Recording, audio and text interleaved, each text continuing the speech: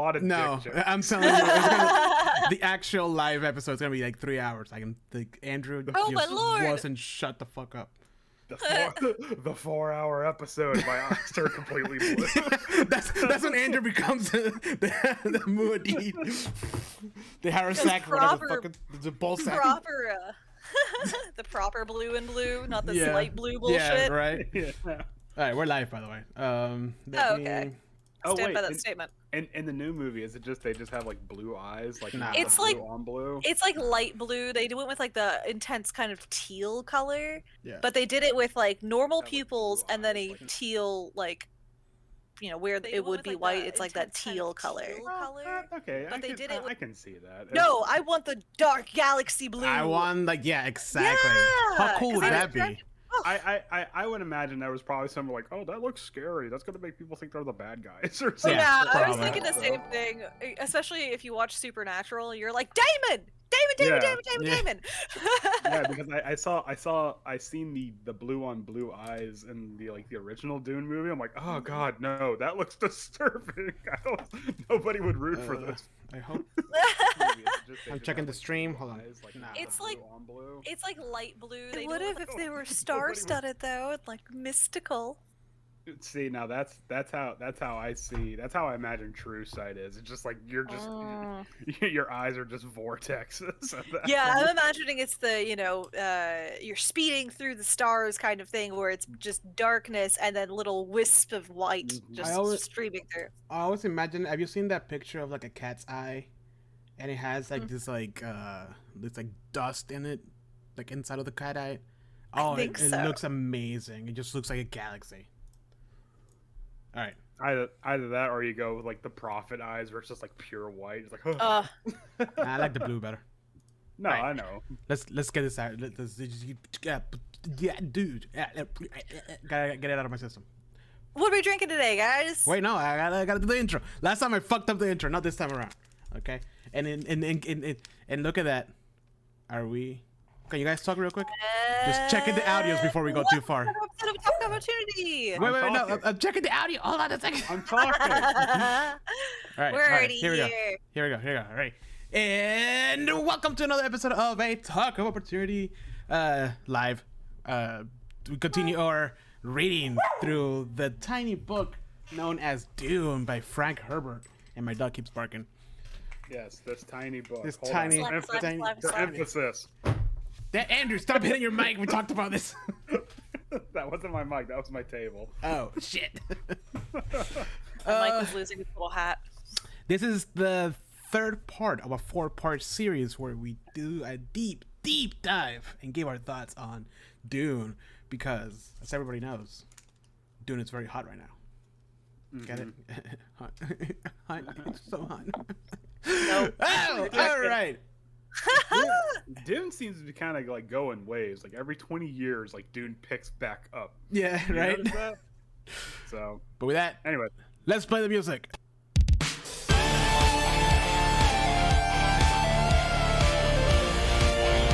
So after that brutal assault by the orc warrior, the initiative now goes to you. Jose, what do you do? I'm gonna cast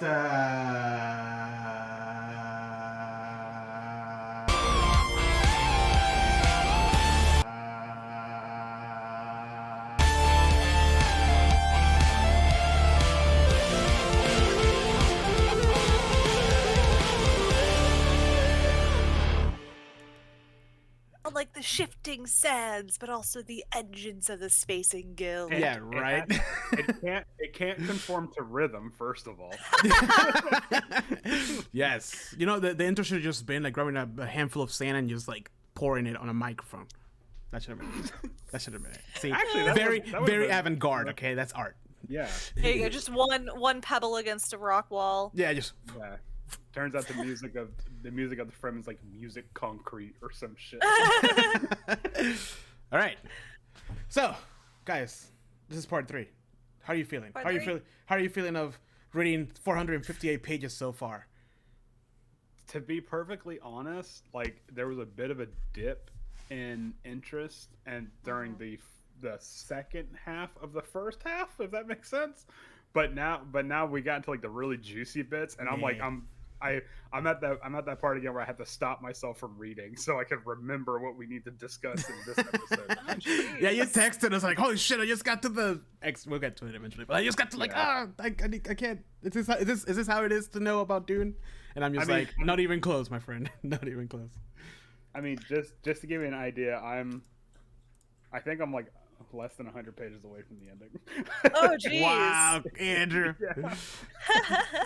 I got to the point where I kind of was almost disillusioned with how much more suffering I had to go left in the book. It's like, oh, well, it's only going to get worse from here, guys. Enjoy.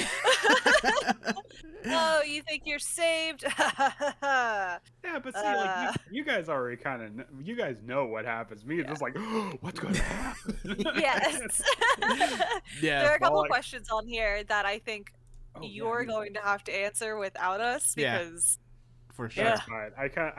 I've already succumbed to the fact that this is mainly just can you post the questions on Facebook? Andrew, it's the same link. Oh my god. Is it? Okay, never mind. This is why we can't have nice things. But I kind of already like submitted the fact that this is just like you guys interrogating me, making sure like it's like a reading comprehension class. Which I hated to do in high school, but apparently now it's a fun thing to do as an adult. I always enjoyed it because I'm a really good bullshitter. So I could work around those spark notes. Just knife fight. Knife fight. Fremen in the background, world star. All right. Oh shit. Yes. See, I always forget. It's as simple as that. Before we move on with the rest of the book or the continuation of part 3, let's talk about what we're drinking today. Let's start with Heather. I am repping my local fave because I have no kitchen right now. Thank you, remodeling. Some good Las Segundas Café con Leche. Oh, nice. Sounds like Secundas. Yes. Oh, yes. So, yes, I got that La Secundas. There you go, Las Secundas Café con Leche. There's just a Cuban lady and Secundas just kind of like making coffee for all the starter car. Las Secundas, this isn't sponsored, but sponsor us so I can look like the Baron in a dispenser chair. Nothing like Prison Planet coffee. Delicious. Everyone knows all the best coffees made with Oh no. Oh no. Andrew, too far. I did have a nice spice cinnamon bun, so tripping balls today. Yeah. I really need to get cardamom pod so I can make proper spice coffee. Hey, we have one more episode left after this one. I know. We have to go a lot the last episode. Yeah. All right, Andrew. What about you? What are you drinking? I am having a iced version of Trader Joe's Colombian coffee. Oh. Trader Joe's actually has pretty solid coffee. Have you ever had their electric buzz? Oh. It's like their version of like Death Wish coffee, where it's like, oh hey, you guys want caffeine, right? Just put it in your veins. And let me tell you, that stuff can definitely put some pep in your step. And it's like dirt cheap because like, what's it? Teresa got the Keurig because we have a Keurig. Boo! I like Keurigs. There's nothing wrong with that. They're very not good for the environment. Pour over yeah. coffee or nothing. Yeah, but for a Fucking pack hipsters. of like. For like a pack of like 12 K-cups, it was like $5, which is unheard of. Damn, yeah. Anywhere else, yeah. So They are bad for the environment, though. Single-use plastics. Shame. yeah, terrible for the environment. Shame. Oh, I've believe me, taken there is 7 shame. trips to Home Depot this week, so I am personally bad for the environment at the moment. I am drinking another one of those little packs of mystery tea. Ooh. This time around, it's an oolong tea. And it has oolong tea, cinnamon, apple pieces, rose hip, natural wild cherry flavors, natural almond flavor, cherries, and rose petals. Ooh. Very fancy. It is I haven't even semi, tried it yet. Hold on a second. like, Yeah, it's it gonna does be have a spicy. semi-deserty feel in a couple circumstances with like the rose. Oh, that's essence. glorious. Oh.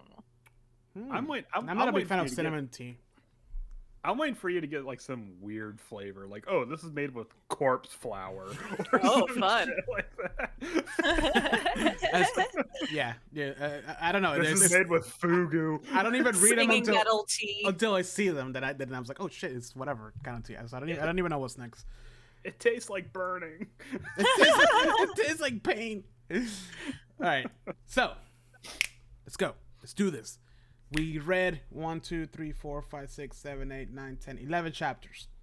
It's a lot of Well, chapters, segments. guys. Of segments. Whatever. It's still If you guys are chapters. if you guys are following, we are reading pages 314 through 458. Yay, that's right. And if you're jumping in on part 3, make sure to go back to part 1 and listen to 6 hours apparently from part 1 to part 2. Because Hey, Andrew guys. keeps Spoilers talking. in all of part 1. Okay, you say you want a deep dive, but then you want it condensed to an hour and a half. You can't have both. Yes, you can. Okay. People do it all the time, Andrew. We need a medium dip here, okay? Then what we need to do is stop bullshitting and get right to it. All right, wait, hold on. I'm gonna go down the list real quick of like what happened between page 314 and 550. Over here talking about your rose hips, and you're like, "Why is our podcast 3 hours long?" It takes like 2 minutes. Andrew, damn it. All right, so we start with Gurney allies himself with the smugglers, which is pretty interesting. So we'll dive that into a little bit further in. The next chapter is Paul and Jessica have a warm encounter, and then they meet Stilgard, finally. Then the death of Kynes, which was a pretty short chapter. Jessica, Short but trippy. yeah. Jessica kicks ass, and how do you pronounce his name? Jameis or Hamis? Jameis? I say Hamis. I would say Jameis. I'd say Jameis. Jameis. Jameis. Hamis. He gets his feelings hurt. He gets Latino is showing over there. Yeah, right. Hey, I gotta add some spice to this podcast, okay? Then the Reverend Mother myth gets expanded upon a little bit, or not expanded, but like Jessica kind of like probes a little bit into that, and then Paul trips balls. Then we have a knife fight, and then Prove your worth. Kill this man. What? and, Uh-huh. and then an awkward, not awkward. What's it called? A tender. Wow, my words are escaping me. A bit of an odd situation with a funeral Yeah, funeral ceremony for Jameis. ceremony. That's the word I was looking for. Yeah. A Yeah. delicate social encounter. Yeah. No shit. Yeah. Then gladiator Then fight. on to Gladiator Fade Roth's fight! gladiator fight and With his more knives. and his debut, so to speak. Yeah, I guess you could say that. I would say it's more of the true debut in front of the minor houses and knives. Count Fenring.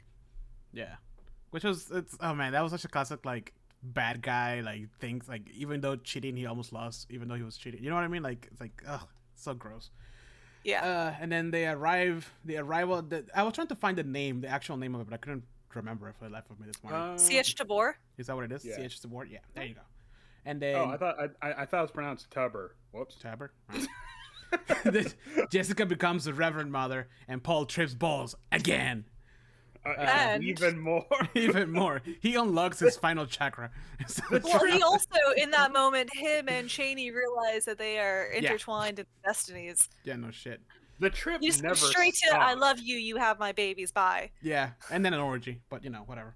You know, whatevs. And then I like how they did the fade to black to the orgy. Like they're gonna have their orgy, and then boom, 2 years later.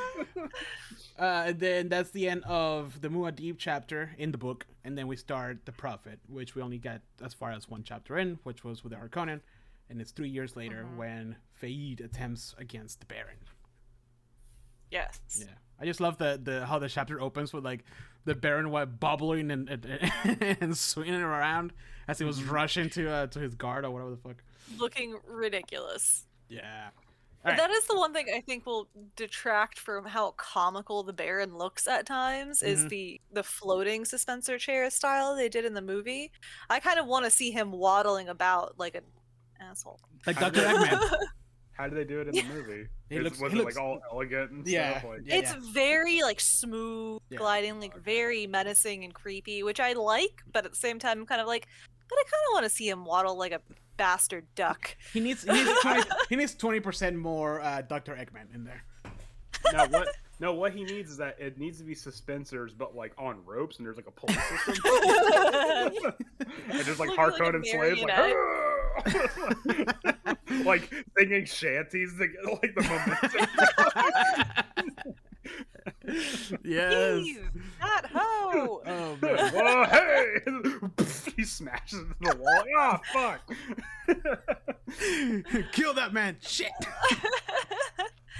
All right, so diving in, we're going to start off with, what do you think the relationship is between the sandworms and the spice? Spice is sandworm poop. Kind of.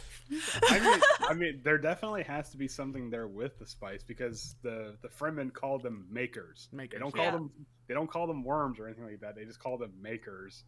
So I'm definitely thinking, okay, they make the spice, and that's why Arrakis' closely guarded secret is like it involves the lack of water, and worms, especially because like later on, I think like Lady Jessica has like a vision of like a drowned sandworm, and she's like, wait, what the fuck?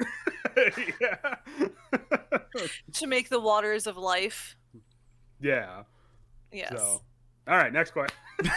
Well, I mean, it's kind of hard to answer that one without like, because we read it. So like, I remember reading this, especially around this part of the book. It kind of like started to start clicking little by little, and I'm like, oh, okay.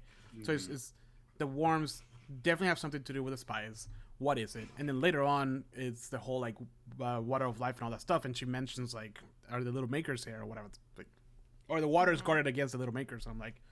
So you start putting like one and one together, and yes, Andrew, you're not far off from the whole like. Actually, you're spot on. There's a couple little more details in there, but Yeah. Pull that really right described up. As poop. Yeah. But, also, but even way early in the chapters, Jessica started hinting at this. I don't know, probing, questioning of what is the reason behind when they drill wells that it trickles down to nothing. Right. Why can't there's moisture here to sustain the balance, but where is it? Right. So that's It's just hard because like when I think about it, like my brain is the last thing, the latest thing I remember. It goes right to it, which is God Emperor of Dune, and I'm just like, don't say that. Oh, just pull back. See, now, like the more interesting aspect of this is like, okay, it's pretty much all but spelt out that spice is made by worms, or makers, whatever. But how does that tie into moisture or lack thereof? Like, especially with the well question, like why do wells immediately dry up? Like that to me, that's the more interesting link between the two. Like, does the water, like, do they ingest the water, or like something like, I don't answer that question obviously, but it's like how does the lack of water on Arrakis tie to the creation of spice via worms? Right. So that that's going to be the big reveal for me. It is. I mean, it does that happen in this book? I can't remember. It does, right? I think it becomes they spell it out like, okay. But then like because of certain, like how there's like very lack of water. One fun thought that like kind of like popped into my head as I was like going through these chapters is, do people bring moisture with them when they arrive from other planets? And if so, does that become part of the ecology of the world, of the planet? I mean, because think about it, like like there's so little moisture. Like, where is the more moisture coming from? Because water kind of recycles, and Yeah. I think is it like less? The more people die, the more moisture there is for everybody else. It depends. If they're thrown onto the desert, the moisture is kind of just taken up, and it's also dried away fairly quickly. If they're processed, so to speak, and their bodies are treated well, they can be sent back into the waters of the Sietch. But which is odd. Which, by the way, how cool was that fucking reveal when like they go back in and they open the secret door in some random cave in the desert. And they get hit with a wind of moisture, and Paul is just like, wait a minute. They describe Jessica's forehead like loosening a little bit from the moisture she felt. just like all the wrinkles just. It's like SpongeBob when he needs water. Oh, no. But they even say how like, oh, you're like you're an off-worlder, so you're going to sweat a lot more. You're gonna have a lot Yeah. more reclaimed moisture at first, and then once you get used to it, so maybe that's a way people bring moisture like unwillingly. Like they're like dough bodies from like a nice soft planet come onto Water Arrakis. soft. Yeah, Or water exactly. rich. Yeah. So I mean, you have like the Fremen who are like the British during the end of World War One, and here come the doughboys from Caladan. So, like, oh sweet! I hope one of them dies. I can get like at least 40 liters. Look That's at kind of that dark, fun but it's boy true. over there with the good skin. Yeah, this shit. I mean, you know for a fact those Fremen were like, if those Caladan soldiers die in that cave, that's a fucking hot zone for water right there. Yeah. Yes. I wonder about it too, in the idea of Fremen have literally evolved to like be as water retentive as possible. Like no tears, Right. no their instant coagulation. Like it is insane to me the body functions that have basically just adapted and shut down to survive in that desert. I Where wonder how often they pee. They probably don't. No, Yeah. they don't. The still suit absorbs it, right? No, I know, but like, how often do they pee? Like, Probably bro, I'm not. drinking so much water, I pee like 5 times a day. only Can you five. imagine how Is that not orange their healthy? fucking pee is? No, I'm sitting here like every fucking 30 minutes. The tiniest water in the world is awful. Yeah, their pee is just like a deep golden color. Oh, It's like I thought about that as well. I was like, they must have the worst kidney stone. they describe. Maybe they don't because they evolved to survive that. But like Well, they they did- also- well, when they describe they- like the smell of Jessica's The siege. before they even get to the siege, just Jessica after the fight or whatever, or before the fight. Oh yeah. And she's like, she could feel it, and Stilgar's like, oh, it's because your body hasn't adapted to getting this whatever percentage of water, so you have a lot of it. yeah, Like, yeah. Your body hasn't gone down to that percent. Yeah, just confined. She said it felt like a sauna in there. Yeah, Yeah. Ugh. Yeah. fucking gross. I just imagine it's like wearing like a full latex suit in like August here. Yeah, You're just gonna die. Ugh. Yeah, you're Yeah. It's just trash bag training. Like while you're running and you wear a trash bag just to induce sweating. Like My mom used to do that when she was sick. She'd put on a sauna suit and go garden. That's yeah. awesome. See, there you go. But I don't, That's so Florida. I don't imagine Fremen would have many kidney stones because all they drink is water. They're reclaimed water and coffee. And spice. So it's like So yeah, much spice. but it's like it's not like none of that is sugar. Yeah, sure. None of that. There's. It's not like they're drinking Monster Energy. you know? It's not like Death Stranding where the water turns into fucking monster. So that's fine. Oh gosh. Yes. The main protagonist of Death Stranding drinks nothing but Monster Energy. That's Yeah, all he his drinks. pee is so potent that he can kill a monster with his piss. I'm not kidding. You're fucking Anyways, with me. no, we're not. But we're also getting off subject. Yeah, So yeah. let's go Alright, back. let's move to the next question. Do you think Sweet Lord. Jessica and Paul made the right decision to trust Stilgar? Do you think they had a choice? And let's lead in a little bit to this question with just that whole scene when they're like, oh, we have to set up our tents right after escaping the worm and all that, and they start seeing like the poles. I'm assuming they're like guiding Yeah. poles, and then they get into the cave, and then the end of the chapter is like, what was it, like transpressors don't usually survive or whatever, or don't leave alive. Yes. Yeah, it was a very stereotypical, like, you never should have come here. Yeah. And then Jessica's just like, but two things Allow me to become one with the shadows. Yeah, right. But two things happened there. First, the way that Jessica and Paul worked together, like the instant that happened, Paul started like creeping back into the shadows, and then she started talking to the person to distract them. But then the other Yeah. thing is, Jessica didn't even fucking feel him. She can. This is a woman that can feel when people tense their muscles, and like she can feel things that other people can't. You could hear the breathing from across And a field. Like and she was not able to hear any of them. And it was like, what? She counted, 60 of them, I think? What it was in that group? no, it was 40. 40. Yeah. Yeah. I mean, There was 40 was people. 40, but she can only detect those that were talking. She's Right. like, wait. Right. You know. like exactly. And then Paul is like, "Fuck this." Yeah, he sand grabs up through the rocks. Yeah. And even then we're like, Paul, we knew you were there the whole time. You were like the loudest fucking thing on this dude. You're so loud. Cheney's had a gun on you this Yeah. whole time. He was Like, essentially they're Crunk from Yeah. from Imperson Group. Like seriously, at any moment, Cheney could have just put two in the back of your head. Never Yeah. would have known. Yeah, exactly. And then like how badass was it? Because Stilgar's are like, oh, let's kill him, let's get their water, or trying to not Stilgar, Jameis. And then Stilgar Jameis. gets close enough, and fucking Jessica takes him down in like 2 Fucking seconds. CQC. Ah! Oh Metal Gear. no, I'm fainting. Stab. Stab. Yeah, right.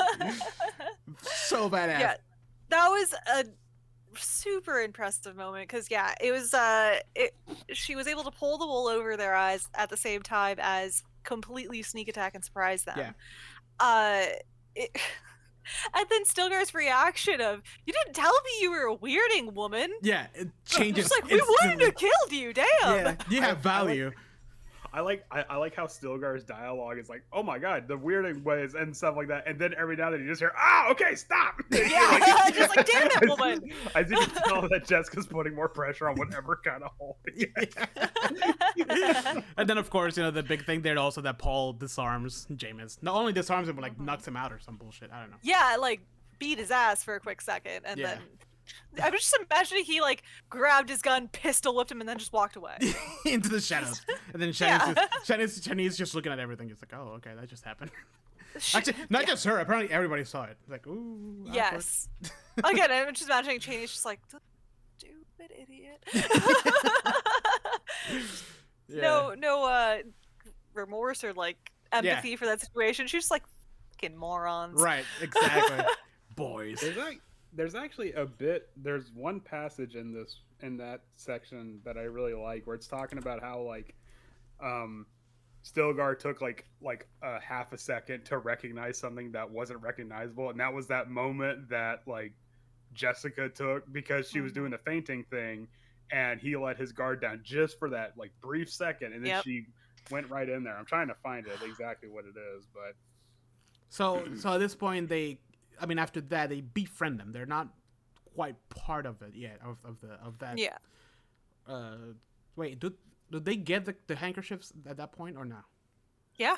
Oh, okay. Maybe they are part of it. Yeah. Anyways, but this That is like was the first the point interaction. where Yeah. they also realized that is they are the people La Yatina, is that Leah told them about, and that they were supposed to be protecting. Right. So I think at that Leah. moment, Yeah. yes. found it. So then they say, hey, they know if you get separated from us that you are a part of my CH, and you are under my care. Right.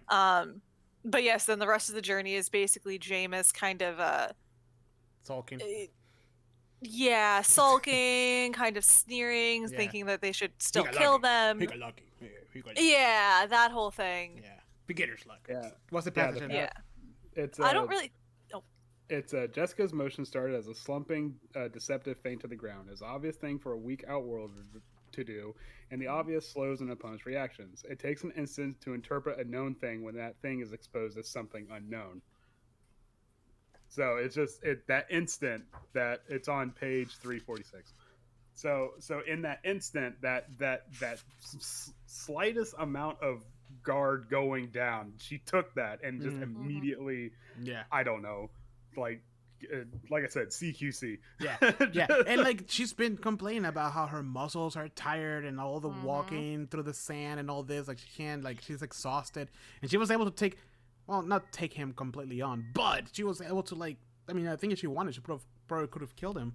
She neutralized him. yeah, That's just like she this- may not have. The strongest of that pack of Fremen, like fucking The strongest nuts. of them all Yeah. in a way that he's never experienced before. Yeah. And she was able to use his opinion of who he thought she was at 1st to her advantage. She Right. was able to read the situation so well and played into the stereotype that he thought of Right. and just wrecked him. Yeah, Wrecked him. it was just it was a good combat strategy as well as a political strategy. Just like Mm-hmm. go straight for the head of the snake, you know, Yep. and then once you have them in you're vulnerable, then you start the negotiations. Yeah. I will say this was not too much longer after Stilgar and Jessica had that moment where they're like, "Do we get married? Nah, nah, nah, nah, yeah, nah, yeah. nah." Where Jessica's like, I should marry this man for political purposes. The Stilgar's like, you're thinking what I'm thinking. And then they both kind of stop and they're like, "Not Sayadina." Yeah, right. Yep.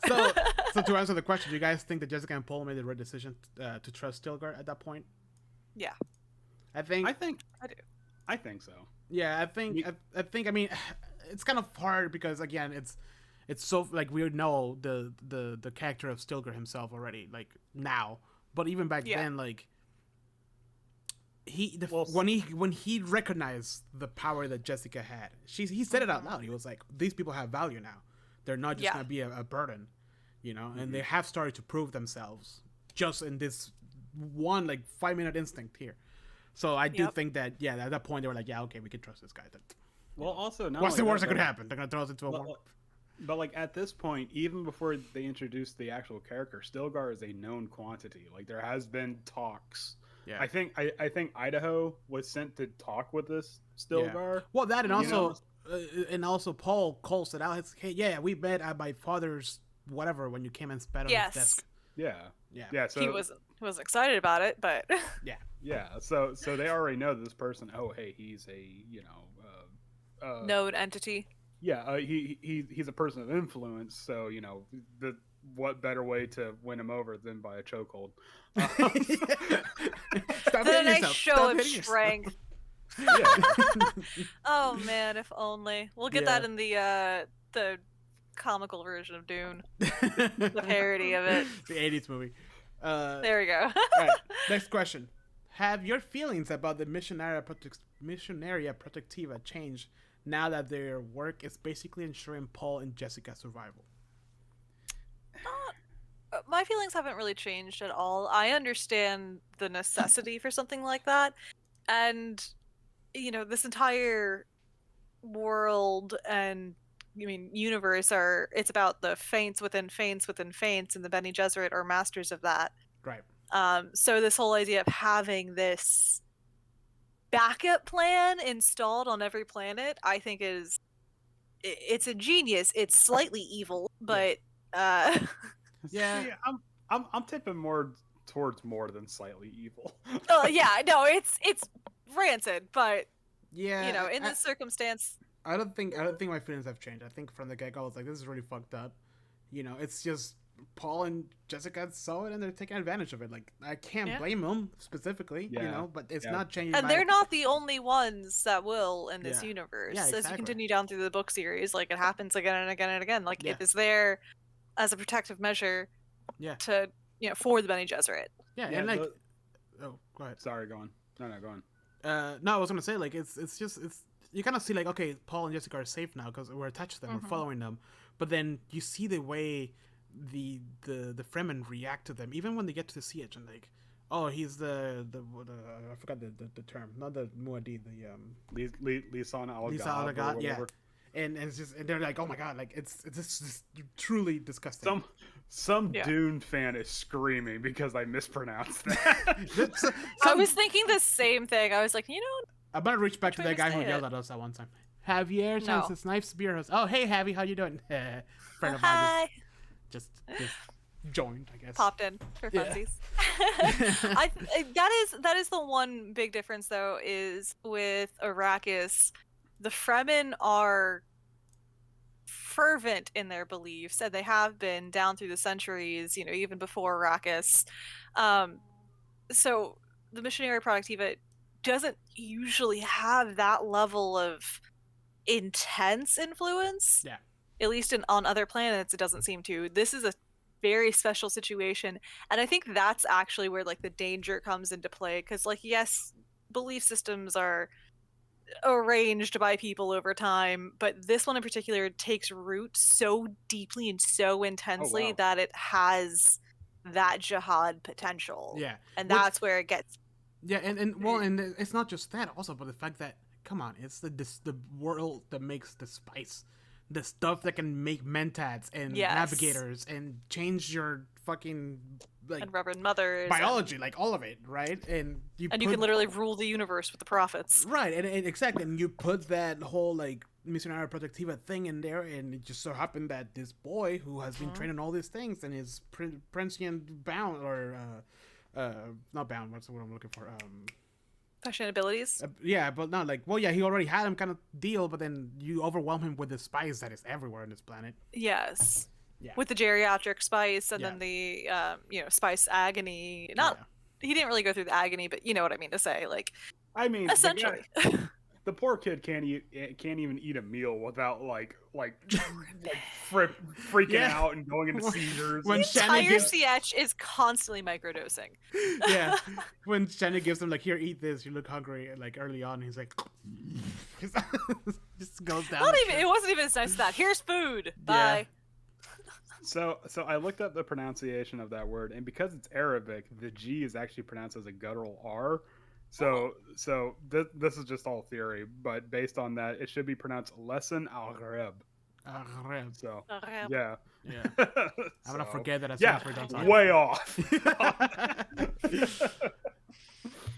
But no, I think I think when it comes to the Missionari Protectiva, it's like, okay, it's gotten us this far. Let's just it like whether it be true or not, and they're leaning more towards it being true at this point. But it's like whether it's true or not, let's lean into it because that's the only thing keeping us on this side of the dirt. Yeah. So yes, Exactly. sure. Yeah. You are the listen Akhareb now. So sure. Yeah, just go along with it. Like this is the only way I can survive. Oh, just go along. Do you think if that hadn't been in place, though, the jihad would be able to take hold as it will?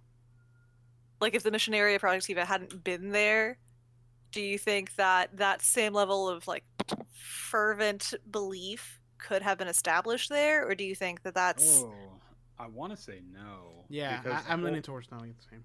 Because the Yeah. whole reason why he's having visions of this jihad is because the Fremen believe in him so fervently that they'll even carry Atreides banners and stuff like that. So probably not. Yeah. Oof. So the Bene Gesserit really screwed this one up. I don't think they even saw the potential of what could have happened here. No, and I think Paul mentions that like way earlier. He says like they have no idea what I am and what I will become. The whole moral of the story is don't underestimate the Fremen. Never. And they keep through all these chapters. Even the Baron just keeps undermining the. Like, they're just like. Come on, dude. A little bit of spoilers ahead for the next segment, but it actually takes Thufir to be like, no, shut the fuck up and listen to what I'm saying. Yeah. The Fremen are an actual threat. He's like, no, they're not. No, shut up. Shut up. Yeah, no shit. Oh my goodness. Right. Before we get too far past this, do we want to discuss the death of Kynes? That's what I was about to say. Yes. Oh, okay. Yes. Actually, I had a question for you guys regarding the death of Kynes. Okay. What was his vision? No, he's not a cat. No. What was his visions that he was having? I'm saying he because I'm referring to book Kynes. Yeah. What was his visions that he was having of his father? Like, what was the lesson that his dad was trying to ingrain in him? Because it was talking about how like, oh, this planet doesn't follow the same ecological like, and I'm like. Maybe I'm just dumb. I'm not reading between the lines here, but like, what was Kynes' father, the original planetologist, trying to instill in Kynes before he blew up in that weird gas explosion thing? I'm trying. That weird glass explosion is gonna come back, but I'm trying to remember. And this is what happened, and I'm so pissed because you know the app that I was using.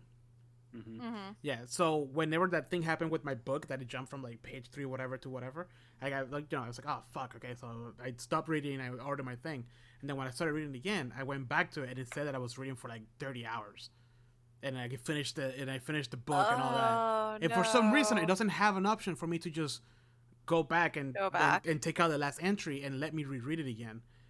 So the notes I took for this whole section, all the notes I've taken from the beginning of the book, gone.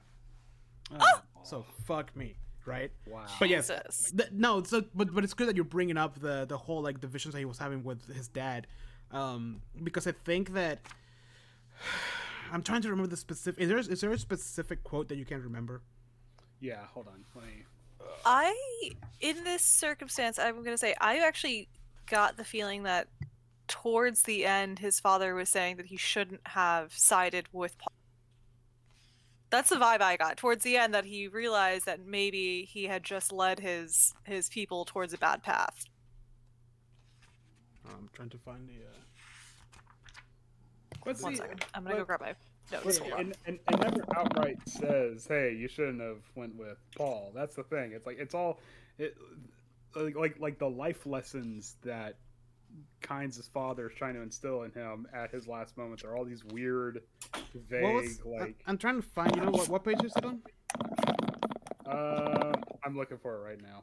Hold on. Because there is a. It's page 233. That's where it starts. What, the death of Kynes? The Death of Kind, yeah. The whole chapter. 233? I'm sorry, 333. I was about to say.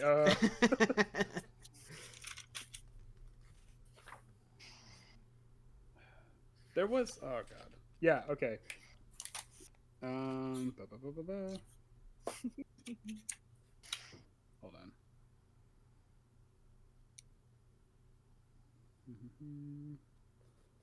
I think this chapter, like, I think it had a lot of the strong, leave a better Okay. a better planet for the people that come after you vibe. Okay, so the passage in question is the historical system of mutual pillage and extortion stops here on Arrakis, his father said. You cannot go on forever stealing what you need without regard to those who come after. The physical qualities of a planet are written in its economic and political record. We have the record in front of us, and our course is obvious. And then it goes on about how like Arrakis is a one crop planet, one crop. It supports the ruling class that lives as a ruling class have lived in all times, all the while beneath them a semi-human mass of semi-slaves exist on its leavings. It's the masses and leavings that occupy our attention. These are far more valuable than ever been suspected. And I'm like, what is he like? What I'm just like, I understand that like Kynes is dying and he's obviously having like death, like Visions. hallucinations. Yeah. but it's like what is like just get to it. What's the moral of the story here? Like what is this one crop? And I'm thinking like, is it spice? Like that's the obvious answer, or is it the Fremen? Like is the I think Fremen it's the the crop? Fremen. Yeah, I think it's the Fremen. They're hardened through the desert and through time, and they've become this. Right now they're considered the semi-slave population, but they are truly the ruling class of Arrakis. and that, Like and, they are the ones that control the planet. but see, but it's also like I don't know. It kind of confused me because I'm like, is the crop also like water? Like, is water one of the crops? Because they were talking about like Kynes specifically was talking about terraforming Dune. So it's like maybe it could have been water. I don't know. Do you think it is referencing the idea that Paul is now the Duke and is now technically the ruling class, and where the focus was on spice, now Paul is focusing in on the Fremen, and the Fremen are the new crop to be harnessed by the ruling class. See, that's the thing. I don't know. Like, it's such a. It's such like a lucid, like so I kind of know weird part of the book, and it's just like your I question. don't know. So your question to us is hard because I think, like when I read this a second time, there's a lot of stuff there. And I'm like, oh, it kind of clicks in late Children of Dune, God Emperor of Dune. Okay. So it's kind of hard to, but it's still, even then, it's still very vague. It's not necessarily like. I think you're right. I think this is more of like he's dying, he's hallucinating. I mean, because it starts very cohesive of his dad just talking to him, and then towards the end of the chapter, it just speeds up into the dad just spewing a bunch of just out all the information like at once. Yeah, just weird Yeah. non sequitur kind of Yeah. information just going on. Well, he does also say on page 340, no more terrible disaster could befall your people than for them to fall into the hands of a hero. Yeah. Yeah. And that's- this is where I think that Kynes was starting to really question of whether or not he made the right decision aligning with Paul and sending him into his sietch and with his family. And the consequences of this, hero Duke coming in and harnessing the Fremen. Right. See, I think to me that spoke more to me as not you made a mistake aligning with Paul, but the Missionari Protectiva will blow up in its face because they have built Paul up to be the savior, and then this jihad's going to happen, and we lost Jose. Oh no. but I think that's how I took it because it says hero, capital H hero, Yeah. and it's probably like like I said, I took it as Kynes' father seeing the Missionary Protectiva, like the projected path, like, okay, this is only going to end in disaster. Yeah. And I don't know. I don't know how much of a say Kynes actually had in the fact that, like, Paul is obviously a much better person for the fate of Arrakis than the Harkonnens were. So it's like, yeah, if I had to pick between the two, I would obviously go with Paul. But I mean, it's the lesser of two evils, but Yeah. what is Paul going to unleash? And the Yeah, problem, and the sad thing about that thought is that the Arrakins, the Atreides wouldn't have been the better of two evils. It would have been the best choices of all of them. Yes. But the circumstances of everything that's leading to this, it's really turning into the lesser of two evils, and then it turns into really the evil of the evils. I mean, if it wasn't for the Missionary Protectiva, yeah, the Atreides family would be golden. But now they have this. But now there's this underlying jihad that will apparently happen, despite the fact that like Paul is doing everything he can against it. But nope, it's gonna happen. He keeps having visions of this jihad. Yeah, so it's just like it's kind of crazy how early in that comes in. I forgot that it started this early when he was just like the jihad is not gonna happen. Because I remember that most in Messiah. Like I clearly remember Messiah. Like it was very much like, no, it's not gonna happen. It's not gonna happen. It's not gonna happen. And that's his obsession. That is his core obsession of like, I have to avoid this. Yeah. I don't know. I think that oh gosh, of course I lost my train of thought. Are we still talking about Kynes? Oh no, I'm back onto Paul, and I think Paul would have been able to retake his throne even without the Missionari Protectiva, but I think that with that and with the religious zeal is how it got so out of hand. Yeah, no shit. It's just I just like to and I think there's a scene towards the end of the book where what's the name of the another Reverend Mother, the one that tests Paul in the beginning. Oh, no, that's Reverend Mother Gaia. Whatever, her. She's like, there's a moment that she like it clicks like, I fucked up hard. Yes. Oh my gosh. Yeah, you kind of see that with the Bene Gesserit as they kind of go through the ages in the book. They're like, wow, we screwed it up. Oh man, we didn't actually figure this one out. Whoops. Oh, you're muted. Okay. Wait a minute. You mean to tell me that manipulating generations upon generations of people religiously is gonna backfire? Gasp. Oh no. I feel like it wouldn't have backfired if they had never been sent to Dune.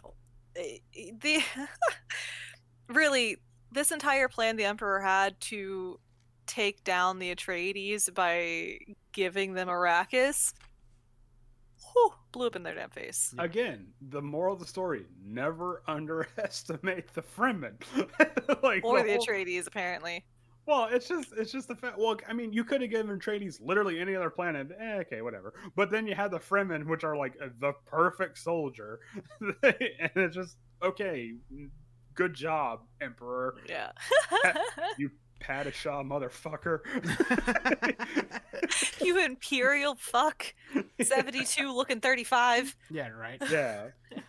Hey, how about this next question? Let's kind of jump forward a little bit. Given Okay. the parts of this world that seem sophisticated as far as tech, are you surprised that they aren't computers or similar devices for the purpose of information storage and distribution? No. I mean, it. But Larry and Jihad. But see, the thing is, they don't really talk about the Butlerian jihad. There's literally one mention of the Butlerian jihad, and it's like near the beginning of the book. Yeah. You know, but because we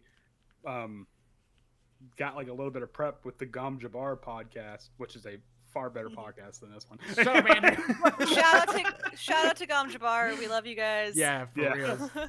I mean, I can't wait to I'll- be done with the books so I can jump like full on listen to all the episodes. Yeah, same thing. Because like, all the Gum Jabbar episodes are like, this is spoilers for whatever. Like, fuck. Do you understand? I was binging Gom Jabbar before the first episode, so my brain literally exploded by the time I was like, oh, I am so done.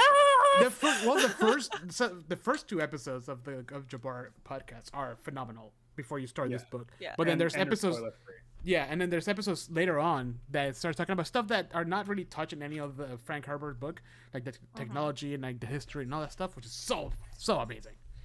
It's incredible. Yeah. But- Gum Jabbar amazing. but- Go see him. But if you haven't listened to the Gom Jabbar podcast, you get like one brief mention of the Butlerian jihad, and it's just talking about how there's no modern tech like Right. that.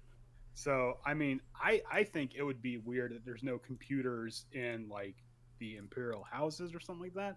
But in terms of the siege, like these are nomadic people. Yeah. They are able to just uproot everything in a moment's notice, to the point where kids are having class as the Fremen are packing up.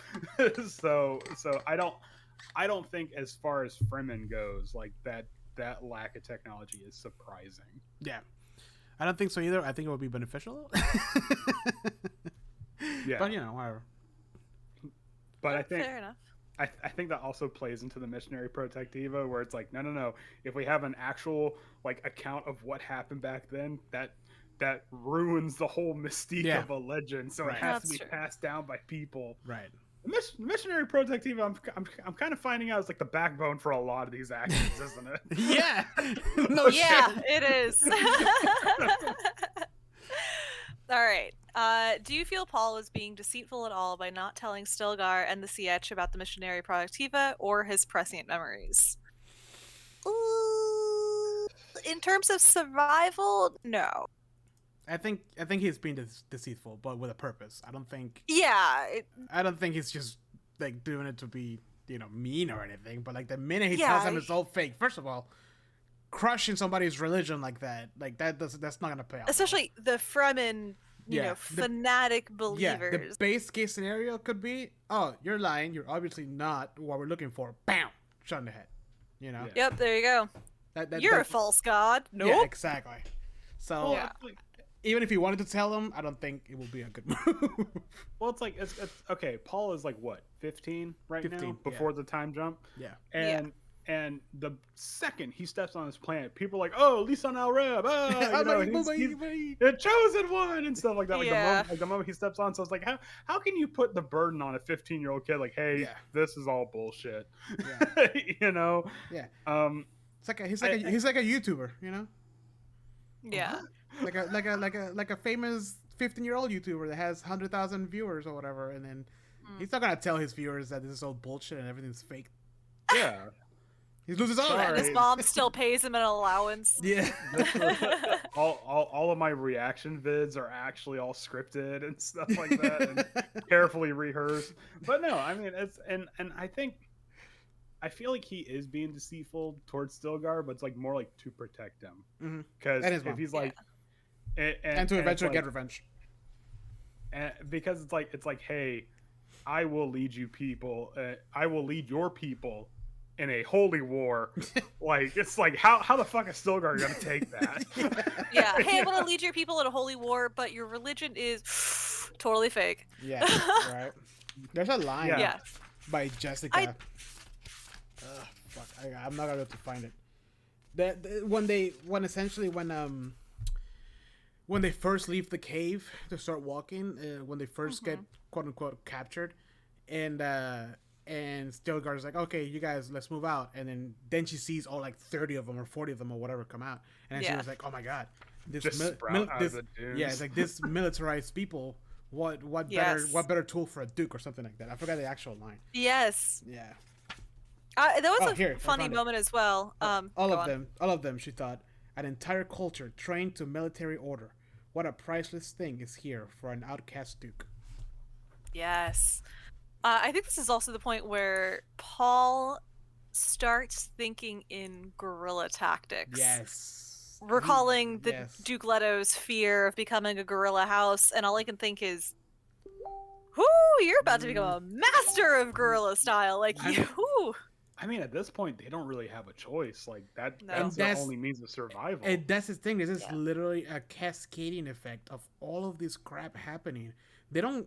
Yes, okay. They have a choice of, do we kill 300 or 200 people? But there's no really like, oh, let's not kill anybody. Like it's there's all, no path forward without murder. Or not so much that. I'm just saying, like in general, he's a snowball going down. You know, and sadly, it has become that. Slightly spoiler. It's kind of like later on he has a little bit more control, but for now, it's kind of like, 5 or 6 different groups all lined up their dominoes, but all within the same area. So now they're all down, and no one has any idea how to land. Just everybody has their cards in play right now, and it's just. Things are not moving the way the Bene Gesserit expect. Right. Things are not moving the way the Harkonnens expect. Or the Emperor, for that matter. Or the Emperor, especially not the Emperor. Oh, goodness. Yeah. I mean, we're seeing like a slow disaster happening. Like this is a train wreck in slow motion, and there's nothing we can do. There's nothing that Paul can do about it. Like it's like every when he's having one of his trips, he's like, even the faintest shudder could change the timeline, but nothing can shake the bloody jihad that's coming. With the banners of the Atreides. The banners waving in the distance. That is such a crazy visual to me. Like that's so, I mean, so cool. And like terrible. And so cool. and like they have like a shrine with his father's skull on it. Yeah. It's just like, oh god. And like the Atreides banners with a hawk flying and bloody swords and stuff. And which, by the way, a little thought that popped in my head a couple times as I was reading this. Isn't it funny that a lot of these like legit, like a lot of these scenes in this book, don't you ever feel like you've seen them through pop culture, video games, movies, whatever? But you've seen a lot of these scenes as described in Dune. And to me, you started dawning that, like, oh, wow, like I know that nothing really is original, but like. You know what I mean? Like, this has a lot of influence on a lot of our pop culture stuff. Andrew, do you feel? I felt that way about the gladiator scene with Fade Rotha.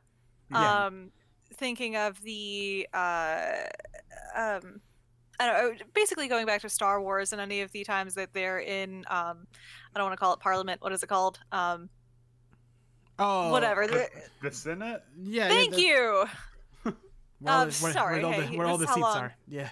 Yeah, I was gonna say. But yeah, that arrangement and those kind of pods that they're in, very similar to the way it's described in the gladiator scene. Wow, you can tell how long it's been since I have watched Star Wars. The gladiator scene actually reminded me of the movie Gladiator, specifically the fight where Maximus fights the Emperor. And he gets stabbed beforehand, so okay, that way there's a handicap, like there's an obvious handicap there. Yeah. So that that way it's like, oh haha, Fade Roth is going to fight this guy, but then it's like, oh fuck, it's an actual fight. And for a glimpse there, he was like, oh no, I would have been so fucked if I didn't have that. Yeah. So, right. Yeah. Gosh. And I think that just all comes down to, it's not what you write, but it's how you write it. Yeah. Because if this was written in any worse way, Lady Jessica and Paul just happened to meet Stilgar, the most important Fremen, and, and they just happened to, blah, blah, blah. But it's just, Paul, I mean, I kind of came to the realization that Paul is probably the best written Mary Sue in fiction. It literally is, yeah. Yeah, because he is... Mary Sue, the concept of Mary Sue? You don't know what the concept of Mary Sue? Okay, Rey from Star Wars is a Mary Sue. Yeah, where everything right good place, right happens time. for her. Okay, no. Okay, so a Mary Sue is a character where everything good happens to them and everything just seems to fall into place. Like people just fall in love with them And they're they're always good at everything they try. yeah, and they're the chosen one and stuff like that. Seriously, look it up. It's actually pretty Gotcha. fascinating. Yeah. But like Paul is like the best written Mary Sue because all it takes is for him to say a line, and Kynes, this person that was going to betray the family, just swears fealty to him, and he just Instantly. happens to meet Stilgar, and they just happen to be better trained in combat than the Fremen are, and it's just like but it's the fact that it's written the way it is. Yeah. It's what makes it's what differentiates it from some crappy fan fiction. Yeah. Yeah. No, We're like, oh, the hero keeps on trucking. Look at how great. Yeah. Yeah. There's still exactly. tension and struggle along the way. Yeah. And that's kind of like, honestly, like, and it's just, you're right, it's written so well because a lot of this stuff can be, it's all little, man, I lost my train of thought, but I'm trying to catch up over here. 1 second. Sorry, I know. No, it was playing off of what you just said. The Mary Sue concept, crap, it's gone. Bye, thought process. It'll come back eventually. Bye. Bye. I mean, it's just the fact that Paul just happens to be a blade master, right? Yeah, but then we also see like who his teachers were, Right. Like Duncan Idaho takes out 30 fucking Sardaukar Yeah. single-handedly. Yeah.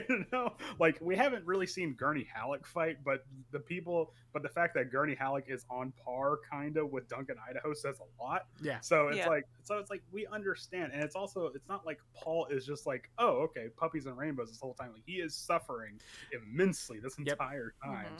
So I also think that it has a lot to do with the fact, like what you just said. It's not a lot of Mary Sues are just like, oh my god, I can wield a lightsaber and all my skills are amazing against this fully trained assassin of Jedis, right? Look at how easy it was for me to master all skills. Yeah, exactly. yeah, And- literally but- training montage. I'm a Jedi master. Right. Yeah. But then, like with this, like it's kind of fun because Paul is the main character, but it's not necessarily about Paul. He There's doesn't want entirely to be the main Paul's character story. either. what happened? It's like he doesn't want to be the main character. Yeah, it's like either. everything around him shapes him to be, or the things to happen to him to do the things that happen in the book. But he's like, yeah, okay, he's the main character, but it's about Dune. It's about the politics, about the houses. It's about the people, the Fremen. Like, it's not just Paul. If it would have been just Paul, Yeah. and everything is revealed as Paul explored it for the first time, then he would have become like just a regular Mary Sue. Yeah. But it's Duncan, like you said, is all the training, is the Bene Gesserit, like all this stuff that's being like little seeds planted that all come to fruition in later chapters. Is the brilliance of Frank Herbert.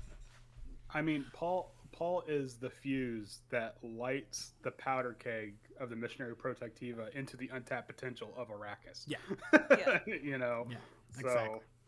All right, What so makes me want to read the other books now? God Dude, damn it! so here, I'm gonna tell you something. People always like, if you like the first one, you're good there. Messiah is the weakest one. Apparently, people hate Messiah. I fucking love Messiah. I will And- be. The What? judge Because of that. Paul's self-hatred, or I don't know. I honestly. I can identify with that. yeah, it gets very. He's just like, God, I suck. Yeah, there's a lot of that, but like people really hate it, and I'm like, if this is, well, I'm sorry, hate it is a strong word, but people just say it's the lowest point of the series, and if that's the lowest point of the series, Yeah. that's why, like, after I read that book, or I was like halfway through, and I said, I was like, if this is the lowest point of the series, I'm all in, and I bought all the other Yeah. books. I was like, I need to read all this. I was going to say, we've probably read worse books in like English classes. yeah, 100%, and like 100%. Children of Dune is amazing. Oh my Yes. god. And the I think I got halfway through God Emperor. Fucking acid Oh trip. my God, you got through. Okay. I was like halfway through and then I stopped because Lord of the Rings. So I got an itch for it. So you saw what happens with like the crushings? Yeah. Yeah. Okay. But anyways, Cool, cool, cool. anyways, That's all I'm gonna say. That's let's- all I'm let's- saying. let's rewind there a little bit. Yes. Let's move on to the next. Back to the first book. Sorry, Let's- we had a prescient vision of Yeah. the We past jumped history. ahead like 10,000 years. So sorry. Yeah, the bird flesh covered in spikes. the jump from Children of Dune to God is so jarring, dude. It's like boom, 3,000 years. Oh shit. Anyways. Yep. Anyways, so next questions.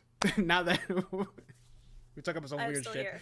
Do you think Paul should have shown mercy? Oh wait, before we go to this question, I kind of wanted to like talk a little bit about probably one of the most famous scene in the whole book is The knife fight. The knife fight, yeah, The knife fight. with Hamiz.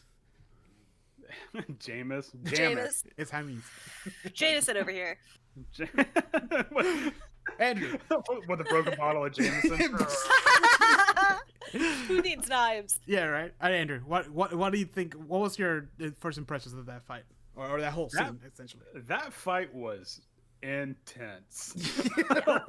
Very intense.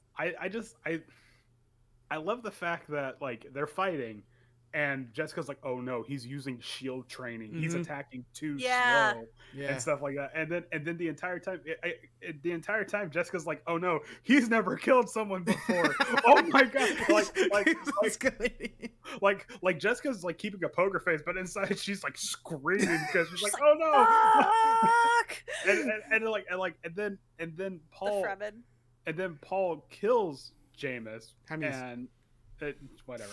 Paul kills Jameis, and then Jessica's like, okay, I have to choose my words very carefully here, so that way he doesn't get bloodlust, and just harsh mama moment. Just the armor piercing question of, so how's it feel to be a killer? And Paul's just like, and all of that adrenaline just drains from him when he realizes he took another man's life. Yeah. Oh, the sass behind it, because she even was like, how is it to be a killer? Like, I could feel the sass just oozing out of the book. But yeah, he's like sitting there all winning, like Chinese, like cleaning him. He's just like, ha, ha, yeah. But like Jessica gets sassy, but then when Stilgar gets sassy with Paul, like, oh, you shouldn't have played with him like that. Yeah. Jessica's like, no, you don't understand. He never killed anybody before. Yeah. And he's like, I don't believe it. And Stilgar's like, wait, what the fuck? Excuse me? Right, because for the Fremen, I mean, they started killing kids like early on, right? Yeah, I mean, no, the kids get armed like I think as soon as they're able to wield a knife. Because it talks about how because later on it talks about how Jameis's kids all have weapons and they know how to use them. Yeah, and the saying that Fremen children are as ferocious fighters as the adults. Yeah. So that is an interesting thing too, that the Fremen thought that Paul was just toying with him, which also says to the level of his fighting ability. But they thought, wow, he's just messing with Jameis, who has fought Stilgar and who has fought like all of these people and is one of the top fighters. And because of his training, he was like, "Do you yield?" And everyone was like, "Oh." Yeah, they're like, excuse what the me? fuck? We don't even have a word for that. What did you just say? What is this? What is this? Yield. No, this is a fight to the death, boy. That was another weird instant coagulation moment where he slashed Jameis and instant, not a drop. Yeah. Oh yeah. No moisture spent. But but it just also kind of shows just how different the ecological surroundings have caused their fighting style. Like I kind of got the impression that Jameis was like trained but also more aggressive, whereas Paul is kind of just more fluid, slow, practice motions and stuff. And it's because Paul was obviously trained to fight with shields, whereas the Fremen don't use shields because they attract worms. So it's just this weird like two schools of combat fighting. And did you ever watch Ip Man? Yes. Boom, there you go, he's Master Ip. Yeah, exactly. Whereas Jameis is going for like this brutal, like, okay, just gotta go straight for the jugular, and Paul's just kind of weaving around him. Yes. That's what I got out of it. Yeah. So, because I mean, they described more than once that Paul's like dancing, kind of, Yeah. So the question is, do you think that Paul should have shown mercy towards Hamiz, even though it would have been against the Fremen way? No. Yeah, I don't think so either. No, I think it would have turned the Fremen against him in that moment, and Jameis against him as well. Yeah. Even more so. There's been a couple of times in this whole like before they get to the siege that it's like there's like he's like learning his cultures by like trial by fire, and there's been a lot of moments like, "Are you gonna bring death upon us, boy?" Like that kind of thing, like do the right thing. Yeah. Do the right thing, Stilgar said calmly. Do the right thing and slash his throat, dang it. Paul, did you put your name in the goblet on fire? But, Since we're talking about the knife fight, should we also talk about the stark difference that Frank Herbert was able to pull off between the knife fight and the gladiator fight? Yeah. These are two upcoming high-ranking soon to be rulers of heirs. this universe. Yeah. Heirs to be. And they are so different in every way possible. oh yeah, Like, because the Fade Rotha fight is an obvious like showcase. Like this is an exhibition match. Yeah. Whereas well, it's supposed to be, and then it kind of goes off the rails a bit, but then it gets back on the rails.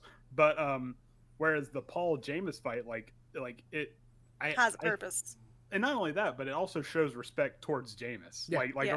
Like Paul's like, oh god, this guy he's fucking brutal. Yeah. like one misstep is all it takes, and you see Paul like understanding how Jameis fights when he switches the knife hands and like the feints and stuff like that. But that's Whereas, like the Fade Rotha, like the Fade Rotha fight, it's just like, oh, this guy is just gonna kill this dude, and there's like there's like no respect on the other side of the playing field. But one fight was all honor, all respect. Right. That's what I was gonna say. And the Fade Rotha was just deceit. And this play. It was a play. Yeah. It was essentially a prolonged execution. Yeah, like Paul, like the first time he cuts Jameis, Hamis, he asked him if he wants to yield, because that's how he was trained, out of honor, right? Like, do you yield? Like, that's what you do. But then when it comes to Fayed, like first of all, he had like the glove things, like one glove is poison and the other one is just a regular blade, but then even then he switched it. Like it's like Heather said, it's all deceit, it's gross, it's gooey, like well, it's not only deceit on Fade Rotha's side, it's deceit on the gladiator side too, because he's supposed to be drugged, but then he's not, right, and that too, obvious, and it's obvious that he's not drugged, and the skin is just painted, and it's like it's just there's all this like political bullshit going on with Fade Rotha's fight, whereas the Jameis Paul fight, it's just two guys, two knives, duke it out. Naked. No pun intended. I think even though Paul wasn't thrown onto the shoulders of the massive, celebrated through the city, do you think that there was any sort of respect gained for Fade Rotha in that moment from the people? No. I think from like the small people, like the people that heard about what happened, they'll open his doors and stuff like that. But like for everyone, like the minor houses and stuff, they're like, what the fuck is this? Like they're they're there for the food. They don't care.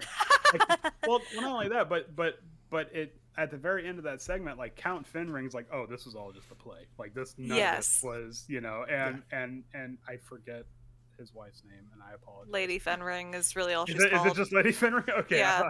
I thought she had a first name, and she's like, oh yeah, this is all just like a stage act, and everyone saw right through it. Yeah. So yeah. And it was what I thought was surprising, because I forgot about this part. It was all Huat's plan. Yeah. And and it comes back later, the last chapter, the last bit that we read on this. I never actually drew the parallel between the two fights. Me neither. Oh, okay. that was the first thing I thought of. I was like, this knife fight that is intense, it's honorable, it shows respect for the Fremen and their people and their customs, and then you switch over to Fade Rotha, and he's literally killing off Atreides slaves, and it just drugged Atreides slaves. 100, what they said, like 120 or something.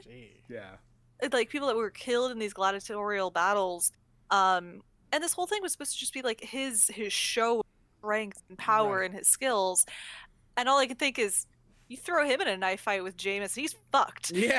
Like gone, dead, like instantly, like 10 seconds at most. Chris knife right in the throat. Boom. There's no, we're not bugging anybody here, And I just think it's really neat that the Fade Rotha fight is this big, grand spectacle, and he gets like pretty much no respect from the minor houses and stuff. Whereas the Paul Jameis fight is this small, I would dare say like intimate, thing, because it's just a CH. but then they No, it's not even. It's not even Paul- a siege. That was just at a cave. They were just walking. 40 towards- people. Oh yeah, Yeah. this is before they get to the siege. But yeah, no, it's just okay. We're just gonna this is a ritual now, and Paul did everything right. I mean, he kind of stumbled along the way, but he did everything he was supposed to, and he gained a much deeper amount of respect than Feyd-Rautha ever could have in that gladiatorial arena. Oh my god, can we talk about, just for 1/2 second, the fucking outfit they described Feyd-Rautha having when he walks in to speak with... Oh, yeah. Yes! I could not stop laughing. I was like, this is the most 60s thing I've ever Yeah, heard. it's like neon. Perfect curly ringlets, bell bottoms. Oh, so No, good. it was like pants that were approaching bell bottoms. Approaching bell bottoms. Yeah, it was like Approaching. almost bell bottoms. I literally, I don't know how many LOLs I had for my notes in this chapter talking about Feyd-Rautha, because not only before all of this, like, he's wearing this very intensely 60s, like, page boy outfit with his cute little ringlets and his bell bottoms, but then he just gets slapped down by Lady Fenrig. Yeah, Like, Fenring. and then just like, yeah, he comes in dressed up all like this, and Count Fenring pretty much all but says, "What the fuck is this?" Yeah. Yeah. And Lady Fenring, he's just like, "Oh, I'll dedicate this to you," and she's like, "No, you won't. No, you won't. Not Uh-uh. dressed like that.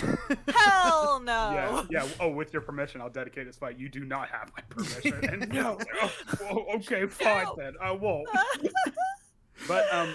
But going back, just kind of wrap up the question. I don't think Paul should have shown mercy, because it's not because the Fremen are cruel by nature, but as we've shown with the suicide attack against the Sardaukar, like, the Fremen have a very utilitarian view on their own lives and stuff. So the fact that, hey, this is all part of kind of like a semi-ritual, like a coming of age kind of thing with the Fremen.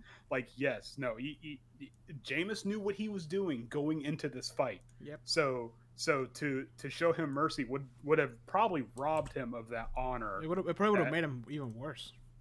Yeah, I mean, it would have just sowed discord amongst the Fremen. So no, he shouldn't have shown him mercy. If he did that, it would be a slap in the face to Fremen culture. Yeah. I think you see that too later on when you see Herrera. Hera? How do we want to pronounce? I think it's just Hera. Hera. Yeah.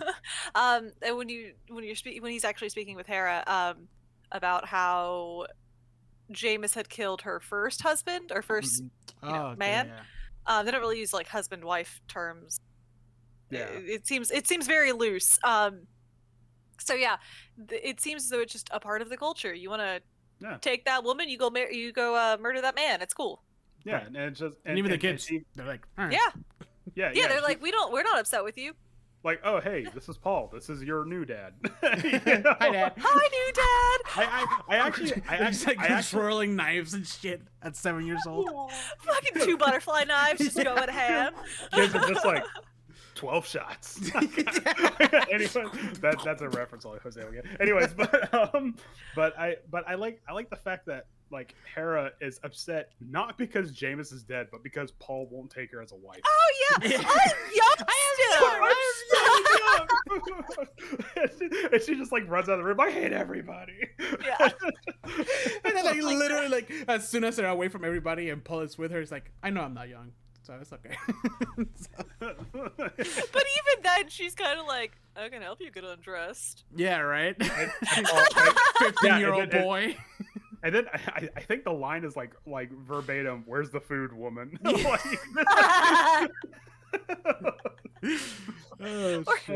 at some point he's already like comfortable enough to be like, Hera, stop, go.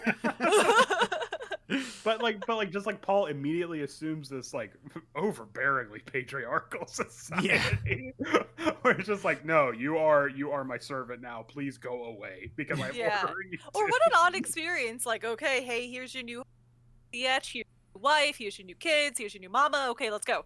Like, yeah, right. What? Okay. Excuse me? I just got here. Like, this is not the welcome basket I was hoping for. Nobody prepped Paul to say, "Hey, you kill this guy, you inherit." Yeah, nobody said that. Like, Shani, why didn't you tell me this? Or that odd, adorable moment where he's like, "Hey, Cheney, can you hold on to my Oh my water God, tokens?" yeah. And she's And just everyone's like, like, "Oh my god! Oh my god!" No. like, why is no one recording this? Yeah. My engagement video here. and Paul's like, "Oh fuck." Yeah, he's like, Yeah. I said something. He still didn't put the pieces together till No. like way later on. Yeah. What do you mean water tokens? It's just some money. But Jessica like immediately picked up on it, right? Like, uh-oh. I think so, yeah. Oh. Yes. Yes. Lady Jessica gets a little like hover, like helicopter. Helicopter mom. mom. And Yeah. yeah. Because he sings a song to everybody. Yes. And it was a love song, and he's just singing it, and Jessica's like, "Why is he singing a love song?" Why? Why is Get away that from my son, you song? hussy! Yeah, even she kind of dips into the questioning of like, well, she's not good enough to be a wife, a Right. concubine at best, and then she's like, Wait. wait, I'm a concubine, Yeah. but I'm more than that. And then she's like, I'm more than that. And at some point, Paul's just like, mother, and she's like, yeah, that. Yeah. The There's way a he wrote that brief- was kind of fun too. Yeah. Yeah.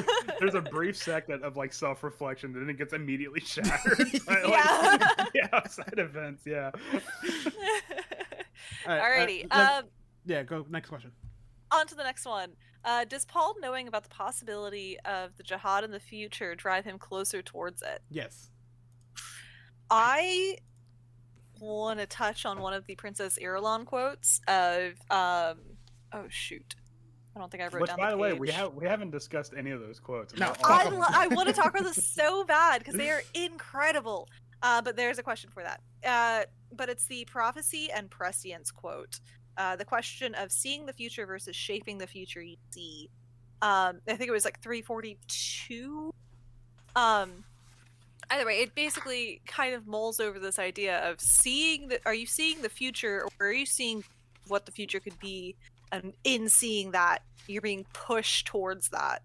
And I think that's kind of the thing is, as much as Paul is attempting to avoid the jihad, because I think he's obsessively just staring at this future, Yep. I think he's just navigating there. Yep. Because Yep. it's a, just It's the a concept- self-fulfilling prophecy. yes, yeah. exactly. If I it's agree. already in your head, it's, you're just continuing on towards that path. It's the same Yeah, and thing it- as dress for the job you want, not the one you. Well, I mean, it's just like it's almost to the point that like I feel like Paul has very little control towards his own destiny. in That's this what I'm thing, because, like, saying. He's Yeah. just snowball Because- rolling. because it's like, oh god, I just happened to stumble upon the most influential Fremen like leader, and oh god, I just Yep. happened to do the right thing at the right moment. I was not supposed to shed moisture for the dead. What the fuck am I doing? Yes, oh my gosh. Just absolutely everything. Guys, I'm not the chosen one. Please stop. He's like the ultimate Mary Sue. He's like, I'm not trying. I'm not trying to do this. Someone put him on the roller coaster ride that is Dune, and he's been like, "Get me off!" It's literally that Monty Python meme where it's like, I'm not the Messiah. People are like, he's so humble. He must be the Messiah. It's like, guys, no. I'm not a witch. You're definitely a witch. Burn the witch. And it's just like much later on, kind of spoilers for the next segment, where he's doing the sand rider thing, and he's like, he just happens to get the biggest worm in the area. He's like, God, what is happening to me? Why couldn't I get the sedan version of a worm? I wanted a compact. They're so much better on fuel. Where's my smart worm? Dude, I'm telling you, that's what I said it earlier. I was like, this guy is just stumbling through his fucking fate. Like, he doesn't want any of it. Greatness Yep. is being thrusted on Paul, and he hates it. He really does, and it seems like it's okay at first, but yeah, as the book progresses, he is just like, can we stop it already? I just want to go home. This is bullshit. I am tired of tripping balls. Something tells me, and I don't know if it's true. Maybe it's in a later book, that there's a moment that he just kind of stops, doesn't he? Heather, maybe. Yeah, I'm I just- thought that was the like transition into Children of Dune. Isn't yeah, Yeah, where yeah, he yeah, just yeah. Like, I'm done. I'm yeah, done. he literally walks off into the desert. He's like, "Fuck y'all, I'm out. I can't do this anymore. You guys steer this ship. I don't want to do it." and like just meanders off and becomes a desert nomad. Where are you going, Paul? To seek the only company of people I care for, myself. I'm tired of this shit. Just be the worms. Fuck y'all. He just becomes a sand hermit. Well. All right, wait, hold on. Before we move too much forward, Can we talk about the Jameis funeral? Yeah. part? Yeah, we kind of skip Okay. over that. Yeah, I was Okay. gonna go to that because that was such a like it was intense. Like early on when like was it Howard or am I crazy? What? Oh no, we're talking about how Arky died, and they were gonna Yeah. water. You know, Yeah. like it's such a cool like. I get it, right? Like the way it goes about it, it's like the buddy is his, but the water belonged to the tribe, like the whole thing, and Yes. then all his things get put on the floor, and then like people that he knows, like the first one is Stilgar, he stands up. So Jemis was a friend of mine, you know, when we were back to back or something, he protected me or something like that, and he picks like a small thing. But the funny part to me was like every time somebody will do that, they all will turn to Paul to see what he would do. Yeah. Whole room just like, hey, you. Come on. And then somebody else would do it. Yeah, and, someone's like, okay, well, yeah, I'm a friend of Jameis because. and then Stilgar was like, "You're gonna bring death upon us, kid." Or message. He said calmly. He said, He said it very calmly. Jameis was a friend of mine because he, I don't know. Actually, But- well, the quote that the Paul uses is actually pretty good. Oh yeah, because when you kill someone, you pay for it. You or pay something for it, like yeah. that. I was like, ooh, Yeah. man. And then like his vision became blurry, and then everybody's like, he sheds moisture for the dead. He is the Messiah. No, he just murdered his first man and he's freaking out. He's I know. 15. But not to these people. Like, this kid's supposed to be like feeling up girls time. Nope. Nope, murdering He's men. murdering, Okay. murdering kids. like Cool. he's supposed to be raging with hormones, not prescient visions of a fucking jihad. I You can imagine know? doing both. Yeah. It's so weird. He's getting all these wires crossed. Anyway, Maybe that's why later on he's like, fuck all of this. Because his brain was like, you know what? I'm done. I'm drained. I got nothing left. it's not good to have visions of a holy war while your hormones are like trying to develop. Yeah. I just want to be a Or the- normal man. That's how you make a serial killer. But I mean, like the actual funeral scene itself is incredibly touching, and Yeah. I'll admit I got a little misty eyed in some parts Yeah. because it's just like it's like the fact that Paul had to acknowledge in some way, shape, or form that Jameis was his friend, despite the fact that the only meaningful interaction they had was trying to kill each other. Yeah. Yep. like it just kind of shows that like the Fremen, it's this weird, like it's weird because they're utilitarian and how they view each other, but they're also like it's a very deep bond because of that. And Yeah. it's like Yeah. no, he was your friend because he taught you a valuable lesson, despite the fact that that lesson was violent. You know, like you know, you learned something from it, right? Yeah. And- Collective trauma bonds us all. Yeah, right. Yeah. and it's this weird like we're all in this together, but the moment you die, I'm also going to take your water. But hey, we're also in this together. Yeah. But you we'll know. remember you because you contributed to the water of the siege. You will Mhm. live on. I was also shocked by how much water they got off of Jameis because they were talking about or much earlier how like Jessica and Paul had like two gin. liters. Mhm. Of, Yeah. yeah, two liter gins of water, and they're like, oh man, this is gonna be so helpful for the tribe. Oh, then- what a fantastically like political way that Jessica handled that moment. By the way, because they could have gone real fast.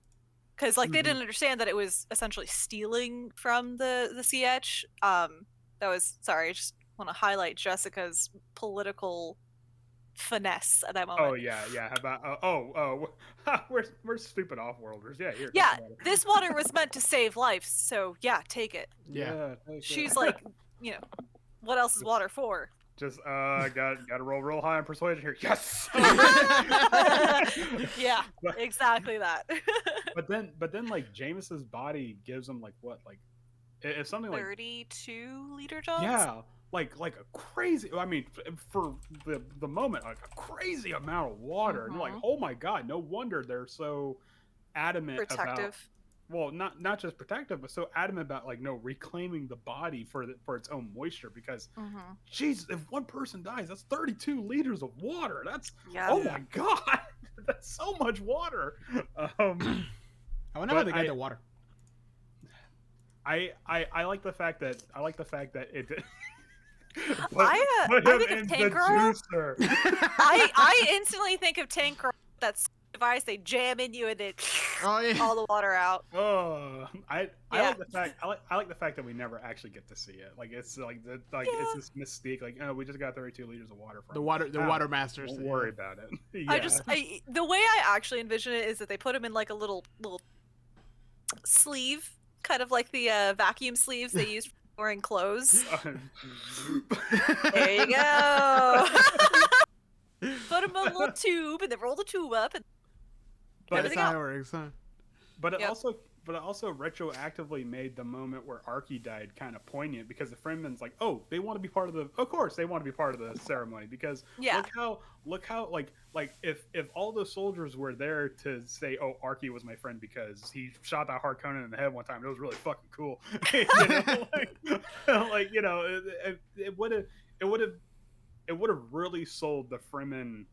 I think it would have converted those Atreides soldiers over to the Fremen side. It's like, oh no, they use the body for water, but it's such a touching like memorial that it's I don't know.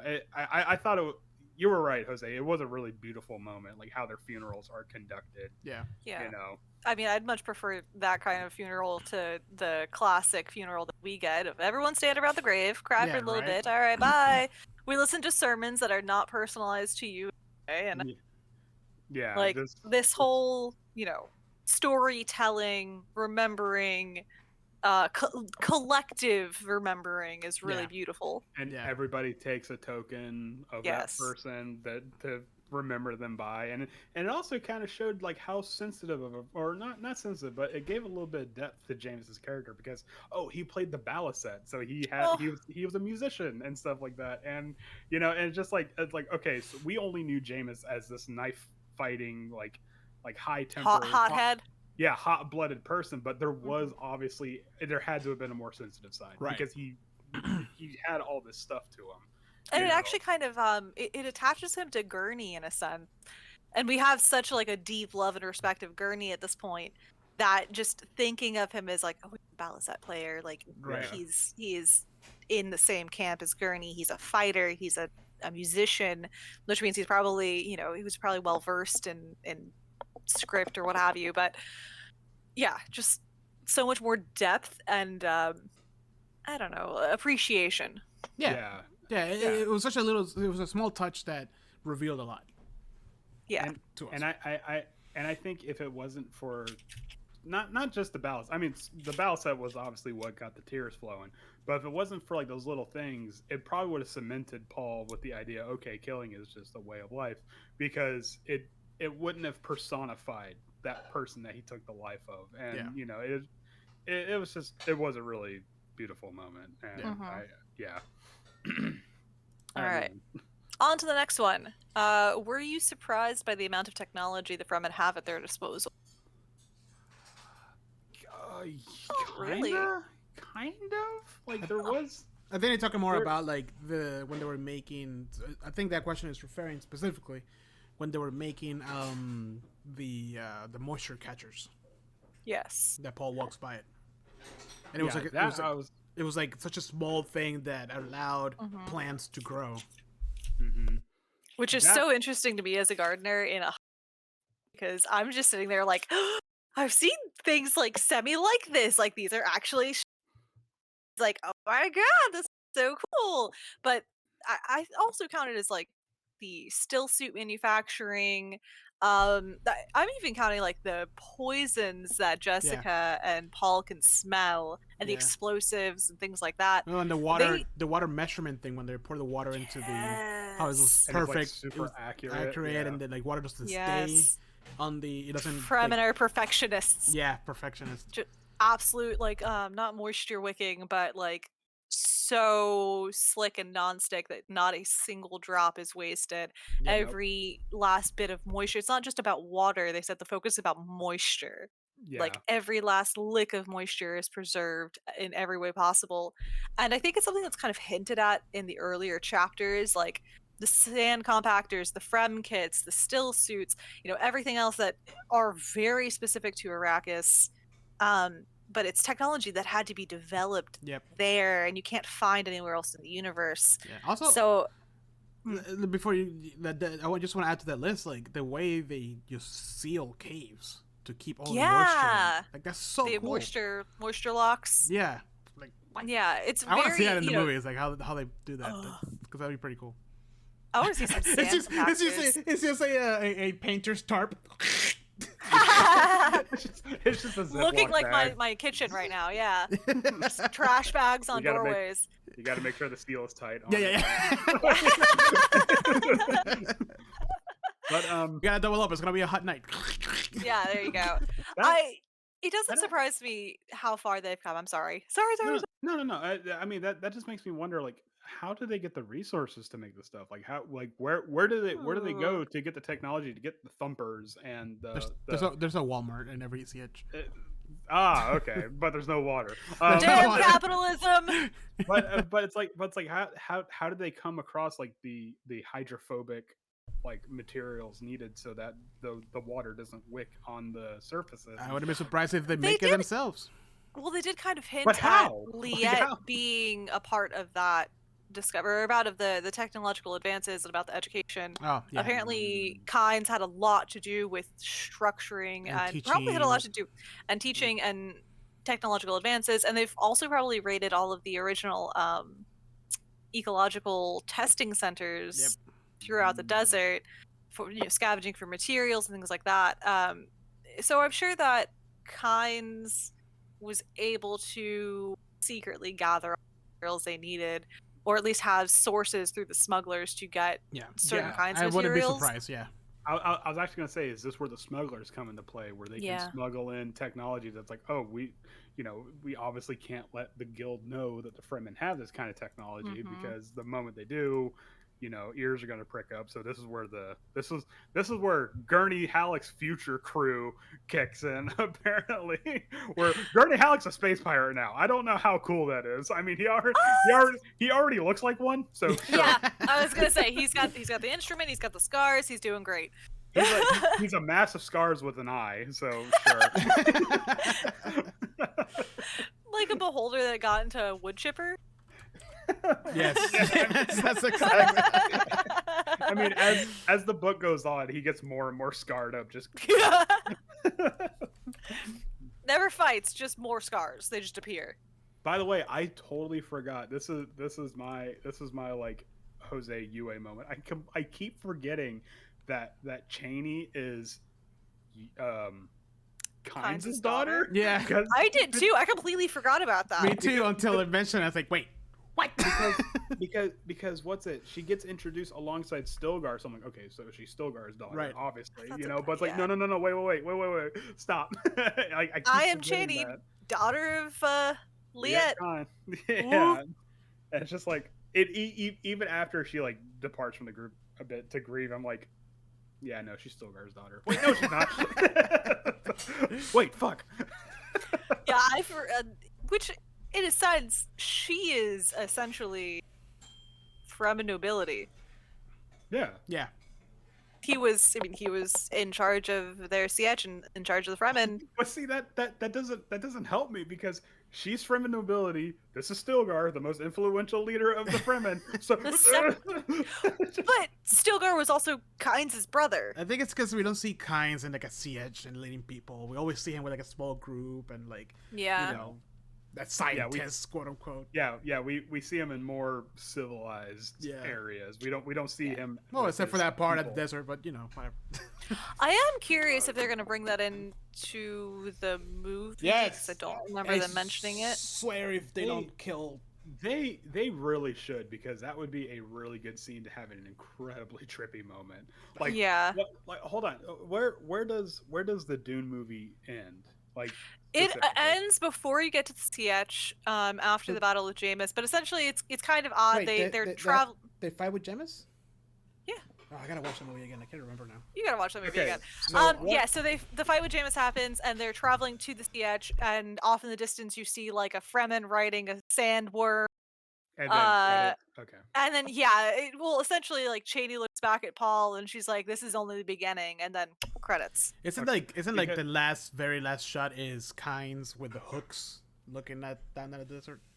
Which I was like, don't reveal that here. Like that's later on. Because I don't think so. Because I was thinking the idea of Kynes' death. I was thinking this would be a great cold opening for like. Yeah. If it was like an episodic thing, like this would be a great way to open like the next chapter. Oh, I hope they go that. I hope they go that way. Yeah, and then just show the planet killing Kynes, which is a great line. Like as the planet kills Kynes, like his last thoughts are like of something, and then boom, Dune. To Electric Boogaloo. The only Kynes' last thought was that the scientists and his fathers were wrong, and the universe was error and consequence. Yeah, or error and something. The only constants in the universe were like error and consequence. Yeah, you were right on that part. But yeah, no, that just a great opening scene there. Oh god, I want to see that entire played out, just because it's so good. So we can watch it in the cabin. Andrew. We can watch it in the cabin. Andrew's coming out. Do. Anyways, next question. How has your opinion of the Bene Gesserit changed since we met their Reverend Mother in the opening chapters? I don't think it's changed a lot to me. Opinions. Well, no, yeah. Go ahead.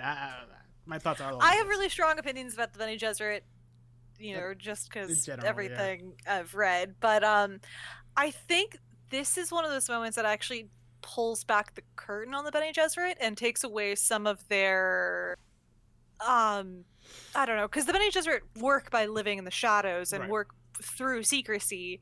So I think this is one of those moments where you get to see the curtain pulled back and understand what a Reverend Mother is. Yeah. Which to clarify a little bit to the listeners, it's the next question, but we're talking about the moment when Jessica gets the water of life test thing.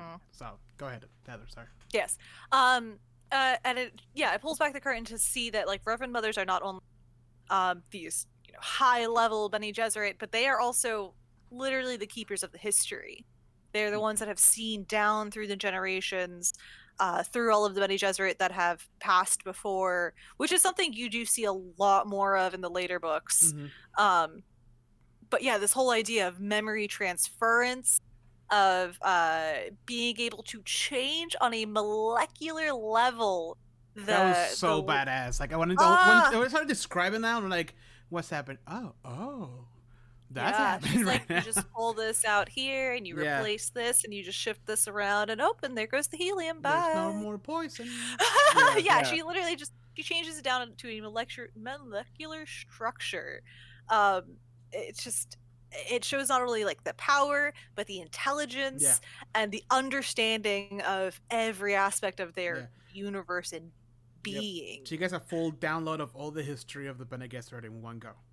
And the Fremen. Because they start hinting at the Fremen. She kind of becomes like the Avatar at that point. Yeah, essentially. She becomes the Avatar minus the Avatar. Yeah, minus the elements. Close enough, though. If you ask me. Listen, she can make real good drugs, so. I mean, she's got the fighting down apparently. Yeah, so, exactly. Just better than Aang. Throw some rocks in there. It's fine. Better than Aang, yeah, exactly. But it's weird because I felt like the Reverend Mother for the Fremen was like, okay, yes, this is all part of the manipulation, but also there was this weird, intense respect for the religion that she is propping up by this Missionari Protectiva, where it's like I feel like the Reverend Mother has also gone native, probably more so than Kynes. You know? And she's like, no, that you have to understand that this is the glue holding the Fremen together at this point. So you kind of have to drink the Kool-Aid. Yeah. Yeah. Don't You go know? spilling the beans, Jessica. Yeah, but then Yeah. also the moment when she's like, "Oh shit, you have a baby." Yes, she's What like, the why fuck? did you not tell me? Yeah. Yep. This changes everything. Yeah. Yeah. First time, like legit, like never been done before. Like this is like what is gonna happen. You have So- to. Which, by the way, I love the parallels of like or how like Frank Herbert does the whole like, you know how like in all world like the motherly instincts and all that, like how when you become a mother you have like all this stuff. Like he cranks that shit to like 1,000. Yeah. With To a molecular level. To a molecular where, level. To where the molecule of Jessica has to go to the molecule of Alia, Laya. and project comfort onto And it. love. Yeah. And love and stuff like that, and all these weird like LSD induced. You know, like Jessica had to send good vibes to her unborn Well, child. Thoughts and prayers. Essentially. She Yeah. essentially, Andrew, so, we kind of know what happens with that, but what are your thoughts on that moment of, how do you expect this, I guess at this point she's, a fetus. Yeah. How do you Little expect that bean. to turn out? Yeah, for the little bean. Well, I mean, it's just like even without reading further in, like you can already tell this is going to have unprecedented consequences onto somebody because it plays on the idea that whatever the mother absorbs while they're with child, they're like any nutrients she gets, the child also gets. But then that nutrients becomes this 10,000 lifetimes. cosmic knowledge gets absorbed through into the fetus. So then this kid gets like a modicum of the eternal history that all the Reverend Mothers have Yep. gathered, and it becomes this like weird like omen child that is obvious like too developed to be what they are at this Yes. age, and yeah, so it's I don't know what's gonna happen to Lady Jessica's kid, but I don't think it's gonna be good. Yeah, it's like one of those things where you've too young and they're just gonna woo-hoo right off the rails. Yeah, like a kid is not supposed to, because even like the Reverend Mother's like, whoa, wait, hold on, we could have called this whole thing off if we knew you were pregnant. Because like Yeah, I was actually a little frustrated too. I was like, just really could have said like, I have a baby. yeah, hey, wait, in here, like, what? I can't be ingesting poison right now that came from a drowned sandworm because Sorry. I got a kid. Sorry. Yeah, right. We'll just hold off on this. But at the same time, In the oven. it definitely seemed as though Paul and Jessica, to a fault, were only allowing just enough information to get out to the Fremen that, something like this could have happened, where they should have shared just a touch more. Well, it also is weird to me that like Jessica didn't know, hey, I'm not supposed to do this when I'm pregnant, and it wasn't until the Reverend Mother said something that Jessica's like, oh crap, I have to comfort the moat of my unborn child now, because like I'm doing things to her. Like, you're literally taking acid when you're pregnant. Yeah. Like, what is that going to do to the kid? You're literally awakening inside of you thousands of lifetimes and also imbuing that in the baby. Yeah, and I just thought it was weird that like with all of her Bene Gesserit knowledge, like Jessica didn't know, oh, you're not supposed to do this. This is a revelation for her.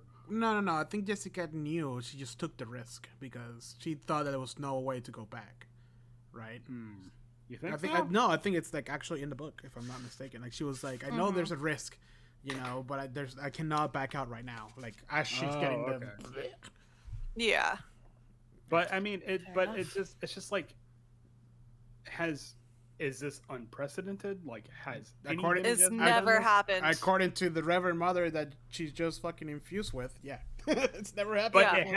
But something had to have happened for them to make the rule. Hey, don't do this while you're pregnant. Well, I'm mention- assuming it's just like, hey, it's a baby. Let's not give it, 2 tons of fucking spice.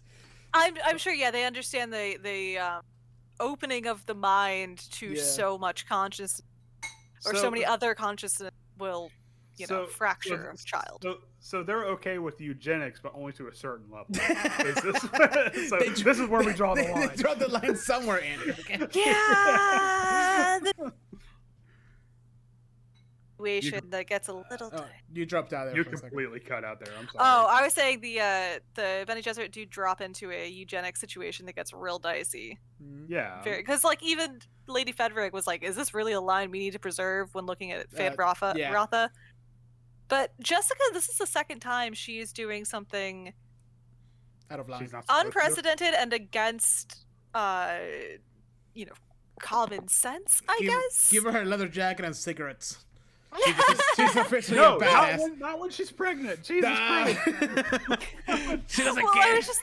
I was thinking about Paul as well, because she wasn't supposed to have a male child Yeah. to begin with. She was supposed to have a female. So not only once did she say, no, I'm having a boy. She's going and she's pregnant with a female, but she's still like, you know what? I can do vice agony. Let's go. 2 Reverend Mothers, 1 trip. Let's go. But I think I've had you and I had 24 packs of cigarettes with me. oh no, she's gonna be born with fetal alcohol syndrome. I was going to say, I only drank 4 bottles of liquor a day when I was pregnant with you. Ah. Anyway, but it's like, okay, so we know what Paul's destiny is, more or less. Like he is crashing towards the bloody jihad. But now Alia, how do you pronounce her name? I think it's Aaliyah, yeah. I would say Leah. like Aaliyah's like a wild card in terms of like the Missionari Protectiva. It's like, wait a minute. Yep. We didn't think about a kid going through not a kid, not even a kid yet. Oh yeah, well yeah, a developing fetus going through the waters of life thing. So like, oh fuck, what do we do now? Yeah. Yeah. Like this. I just feel like Aaliyah is going to be like the monkey wrench in the gears of the Missionari Protectiva. Like, don't spoil it for me if that's true, but Your senses are on track. Because even like in the later bits where you see Aaliyah talking to Hera, I'm like, I get nothing but bad juju from this kid. It's speaking from having read like through the next 4 books, I will say Aaliyah is like oddly prescient of what's going to happen down the line into like Chapter House Dune. This idea of a Reverend Mother that happened without the structure and order and training and everything that comes along with being a Bene Gesserit Reverend Mother. The wild Reverend Mother is the renegade Reverend Mother. Exactly that. The wild Reverend Mothers are essentially, she is a prototype of that. Oh, okay. In my mind. Yeah, in my mind she is like this prototype of a wild Reverend. She has the prescience and the memories and everything, but she doesn't have the training and understanding and moral backing to support that kind of memory. So it's all like nature, not nurture in terms of. In a sense, but just imagine like an overwhelming amount of knowledge given to somebody with no moral structure or self-understanding. So like that self-awareness and being structured and stable in who you are helps with the absorbing of so many consciousness. So the pertinent terminology I can understand. Jessica's a wizard and Aaliyah's a sorcerer. Yeah. There you go. Yeah, there we go. There we go. Perfect. Close enough. Okay, good. I send you a visual. I send you guys a visual of Aaliyah. Yeah, I didn't put 2 and 2 together. Like, oh, that's what she looks like. Fuck that. For he is a Quizat Haderach. Oh Lord. All right, next question. Give her continual presence in the chapter headings. How do you think Princess Irulan? Did they mention that? Like, did we read that part for that question? Yes, in a sense. It has been discussed. But the question finishes out. Do you think Princess Irulan fits into the Paul Muad'dib story?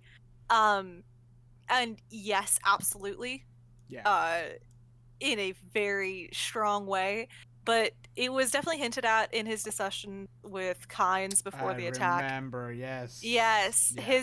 His plan of, I can't take down the Emperor, but I can marry his daughter. Yeah. Yeah. Yeah. I was getting the impression because there was the chapter headings where like the Padishah Emperor is like, oh, if only I had Paul as a son, blah blah Yeah. blah. So I kind of get the idea that it's like Princess Irulan. Irulan? Sure. Irulan. Irulan. Irulan. Irulan. Ireland. Ireland, yes.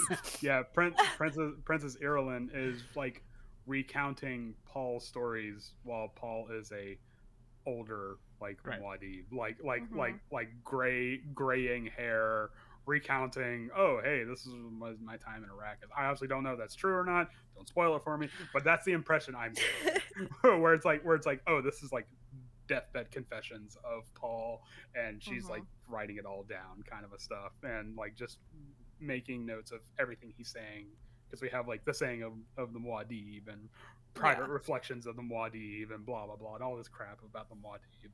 Yeah. You know, the bowel movements of the Muad'Dib. How regular is the Muad'Dib? Very. Pretty irregular, ironically. I don't know. Check his still suit. The one thing I couldn't see was my incontinence. Oh no! All that spice fucks you up. And constipation takes Paul out. Oh man. So Lord.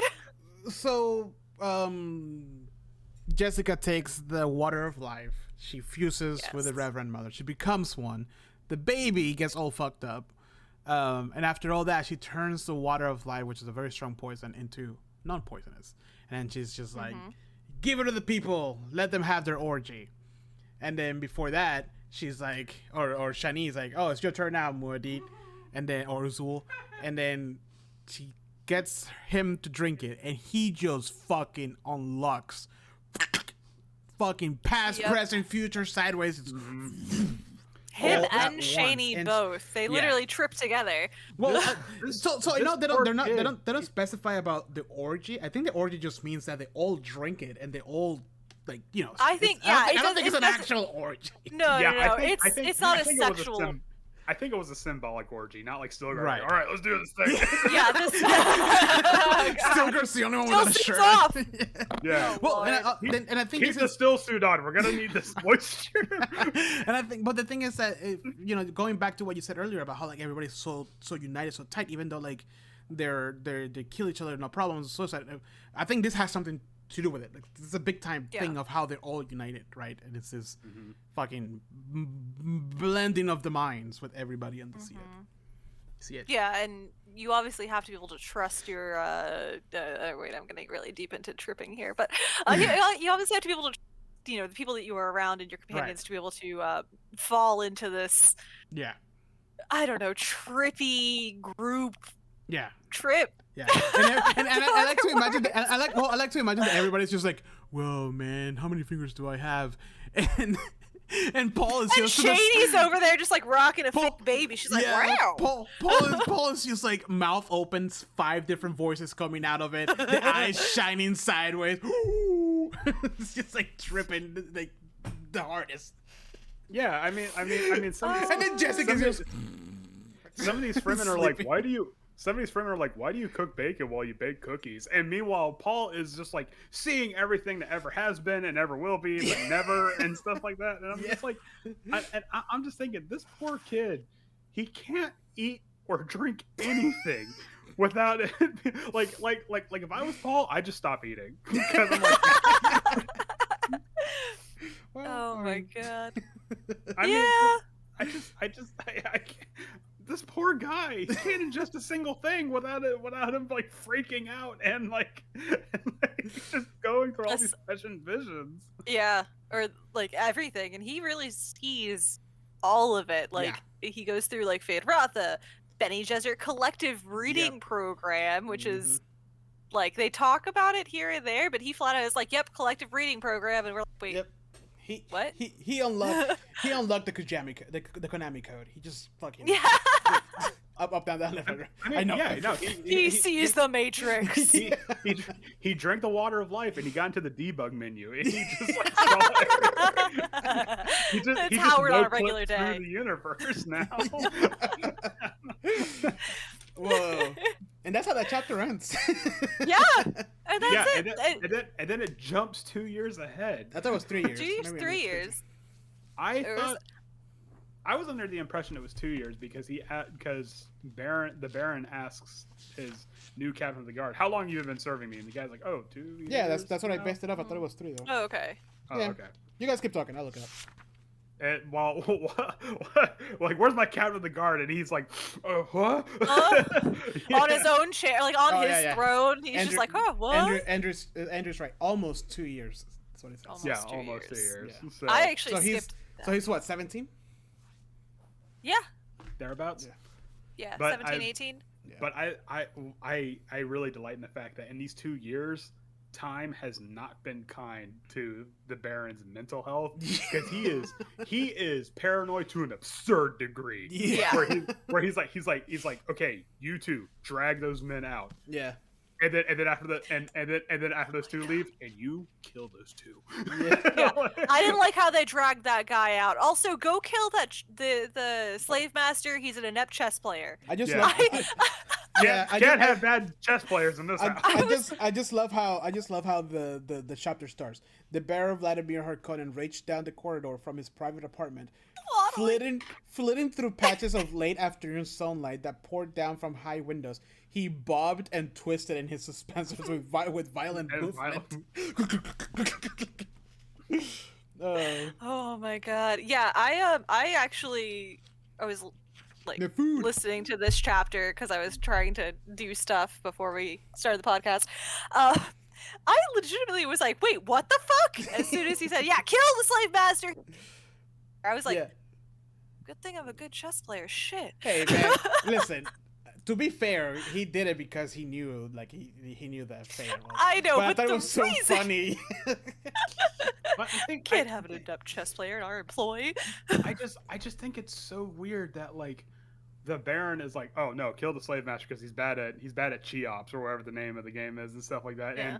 And then have someone kill the guys that killed the slave master. But Fade Rotha, who sent someone to kill me, you're fine. I just I respect your move. We'll talk about it. Yeah. I respect those moves, but Right. you gotta go murder all of the women in the slaves' quarters now. Yeah. By hand, and By I hand. will need to see it. Yeah. Like, just Yup. oh god. Talking about like villainy, like Jesus. Oh, and the odd moment where they just in passing mention Muad'Dib, and he's like, "It's kind of funny. It's a little mouse." Ha Yeah.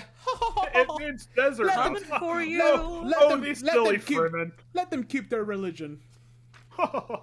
Yeah. Ah. And then the next chapter, Thufir's like, you dense Yeah, motherfucker.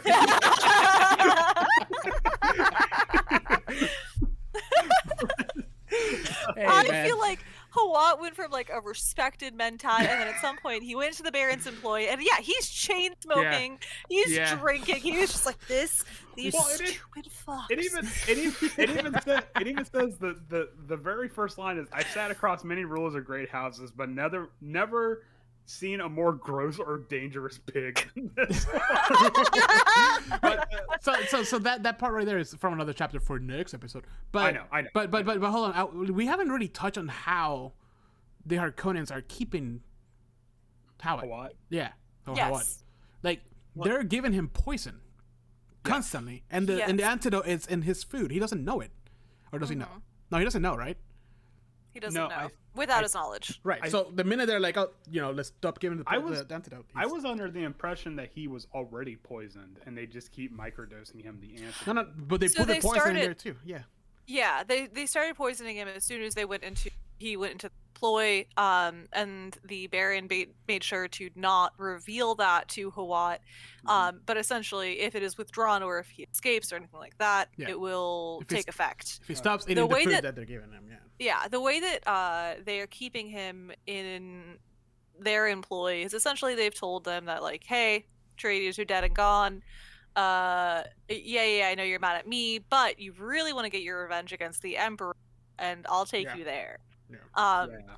Which is intense because Yeah. the Baron is a bought and paid for title, so he is literally aiming for the Imperial throne Yeah. as one of the, I don't know, lowest ranking Yeah. amongst the group. Yeah. I mean, Yeah, yes, he may be wealthy, but he is He is- low And ranking also- trash. Yeah. he is punching high above his weight class Yeah. in terms Yeah. of what he's like trying to go for. Yeah. Duke Leto could have done it, but not him. Yeah, and then also, I mean, in this last chapter here that we read is also he like between the conversation of Faid and the Baron, they start realizing, or Faid and fucking how to pronounce his name. Fade. I said Fade. He starts realizing that how it is playing both sides, Yeah. you know. So Yeah. I mean, Hawat is also playing Hawat. both sides, but he's also playing both sides against each other, but also for each other. And it's like it's this weird like game within a feint within a feint feint within a within a feint. Within Yep. feints, within feints. Yeah, and it also kind of shows just how deeply invested the Duke is. That like, oh, my own heir tried to kill me, but I'm not going to do anything against that. Right. Besides take away his toys, Yeah. essentially, because he is so crucial to my plans on Arrakis. But oh fuck, I had another train of thought there. But yeah, I think, and it's so weird because like the Baron has this plan, this apparently plan to take out the Emperor, but it's like, how are you going to do that? Like, like you know, you blew all of your money re-invading Arrakis. Yeah. So where are you going to get the like the finances to, or just any sort of resources at this point? Yeah, to take on the Emperor. Like it's I don't you know. That in the way the Baron is talking, it's going to happen within his lifetime, and I'm like, I don't see that happening. I just don't. No. You know, even if something weren't to happen to the Baron, like even if he were to live to the ripe old age of however the fuck old these people live, I don't think he would ever see that happen. You know? Yeah. Like No, like I to don't me, think so either. Like to me, that's just a power fantasy. I don't think he would ever have a chance, ever have a shot in his lifetime at the Imperial throne. I think Duke Leto could have done it. Again, even without the massive monetary backing that you need to do it, he actually had the charisma. Where the Baron is all fear, all power, and no charisma. Oh yeah, because it shows that like the Atreides have the backing of like the major houses as well as the minor houses. Whereas that gladiatory scene, it kind of more or less shows that nobody really gives a fuck about the Harkonnen house. They're just a small fish in a big pond, and and Count Fenring's like, oh ha ha ha, you know, like trying to punch above their weight class. Oh, you're so cute, you know, trying, you know, like seeing the Harkonnen try to be like a bigger house than what they actually are. How interesting, by the way, just a last little note about how Frank Herbert writes for like Count Fenrig. This like he makes him very. It sounds like an old man kind of doddering around trying to remember how to arrange his sentences, and then as soon as he's in, the cone of silence, he instantly switches and he's sharp as a tack and like straight to the point and knows like there's no stammering or murmuring around. And I did notice that, you see that a little bit with the Baron here and there, but hard with Count Fenrig, which just says how intensely all of these people are carrying on personas. Like carefully curated personas so that no one understands or really truly sees them as they are. Which you didn't really see much of with, say, Duke Leto. No, I think with Duke Leto, like what you see was what you got. Like, you know, exactly. He was more honest, you know, than the other ones. Whereas Count Fenring is doing this weird Dr. Barber thing from Flapjack, where he's just you know, every other word, and that might be a ploy to kind of disarm. Not disarm, but to rile up the other party, because you like Fade Rotha is like visibly getting pissed that like the count is taking his sweet time getting to the point and stuff like that, and like it's like, oh, I have exposed your weakness, like because you were so impatient, you know? And, honestly, I feel like we've been in situations like that before. I don't know if I've had talks with people who are from like deep south, and I'm just like, can we get through the first sentence already? I have moved on. I There definitely had those moments finish. where I was just like, There please. are some people that I know in my life that when they go, "Hey Andrew," I'm like, I'm gonna be here for the next 20 minutes. At Yeah. least. I had a Yeah. moment with my dad like that the other day. He literally stopped, like we got in the car to go somewhere, and then he turns the car on and then turns it off to point something out and start talking about it and telling me about it. He's like, "Do you know how you get the dents out of that aluminum trim on that truck?" I'm like, "I don't care!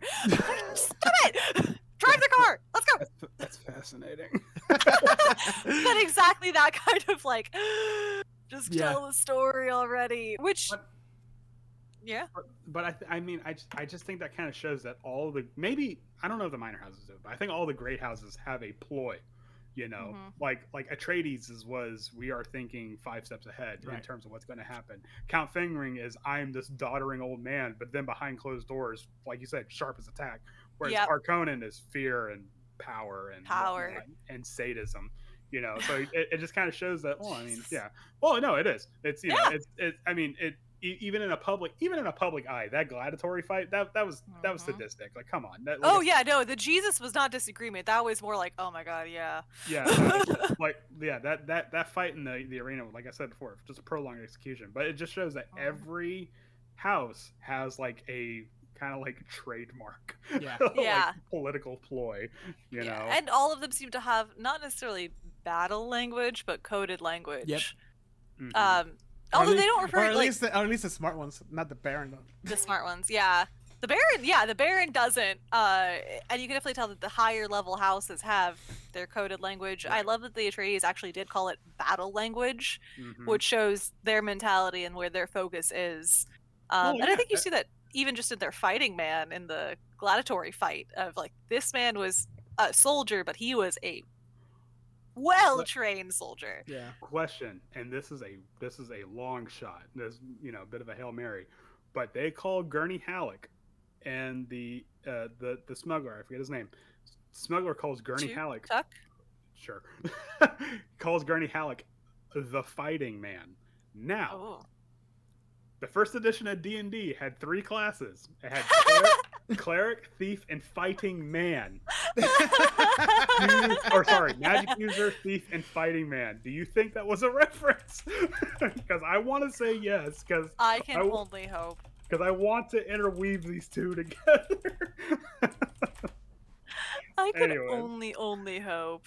Anyways, but I want a D&D it class is- for the Bene Gesserit. It is now. I mean, a great old one, Warlock, is kind of like a Bene Gesserit, where it's just like all mind fuckery, you know? Yeah? Good, Celestial you know, Warlock over here. yeah. Fighting in the weirding ways. Anyways, Ooh.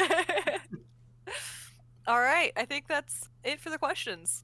yeah. That is all for the questions. That covers page 314 to 458.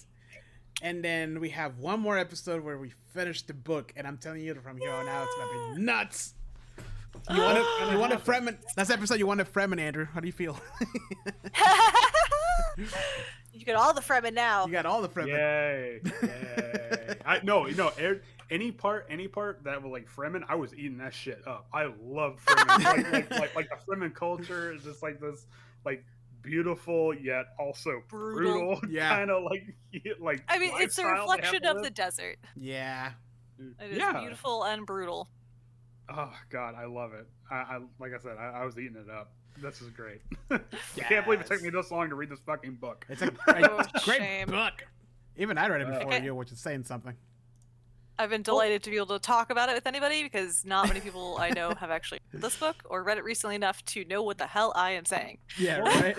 Well, like I said, I had started reading it before much earlier in my life, but I just didn't appreciate it because I'm like, I want explosions. This is dumb. big boobs.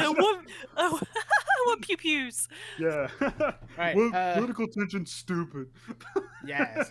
So the next pages, so if anybody's following us, probably not, is 458 to 603. So about 145 pages. Isn't it just 458 to the end? No, there's The end. there's more after that. But it's just like there is? there's just appendix and like Oh, well, that's glossary and like things and stuff. But Yeah. Oh, okay, that's fine. That's fine. But so it's only 145 pages. But yes, let's kind of take a pause on Dune here for a little bit, and then just go into Dungeons and Dragons. Session highlights. Session highlights, Andrew. Session highlights would probably be Swift Oh my God. beating the ever-loving shit out of that plesiosaurus. Or like, and Robert's like, yeah, 30-something damage, and then the plesiosaurus just runs away crying, and Robert's just like,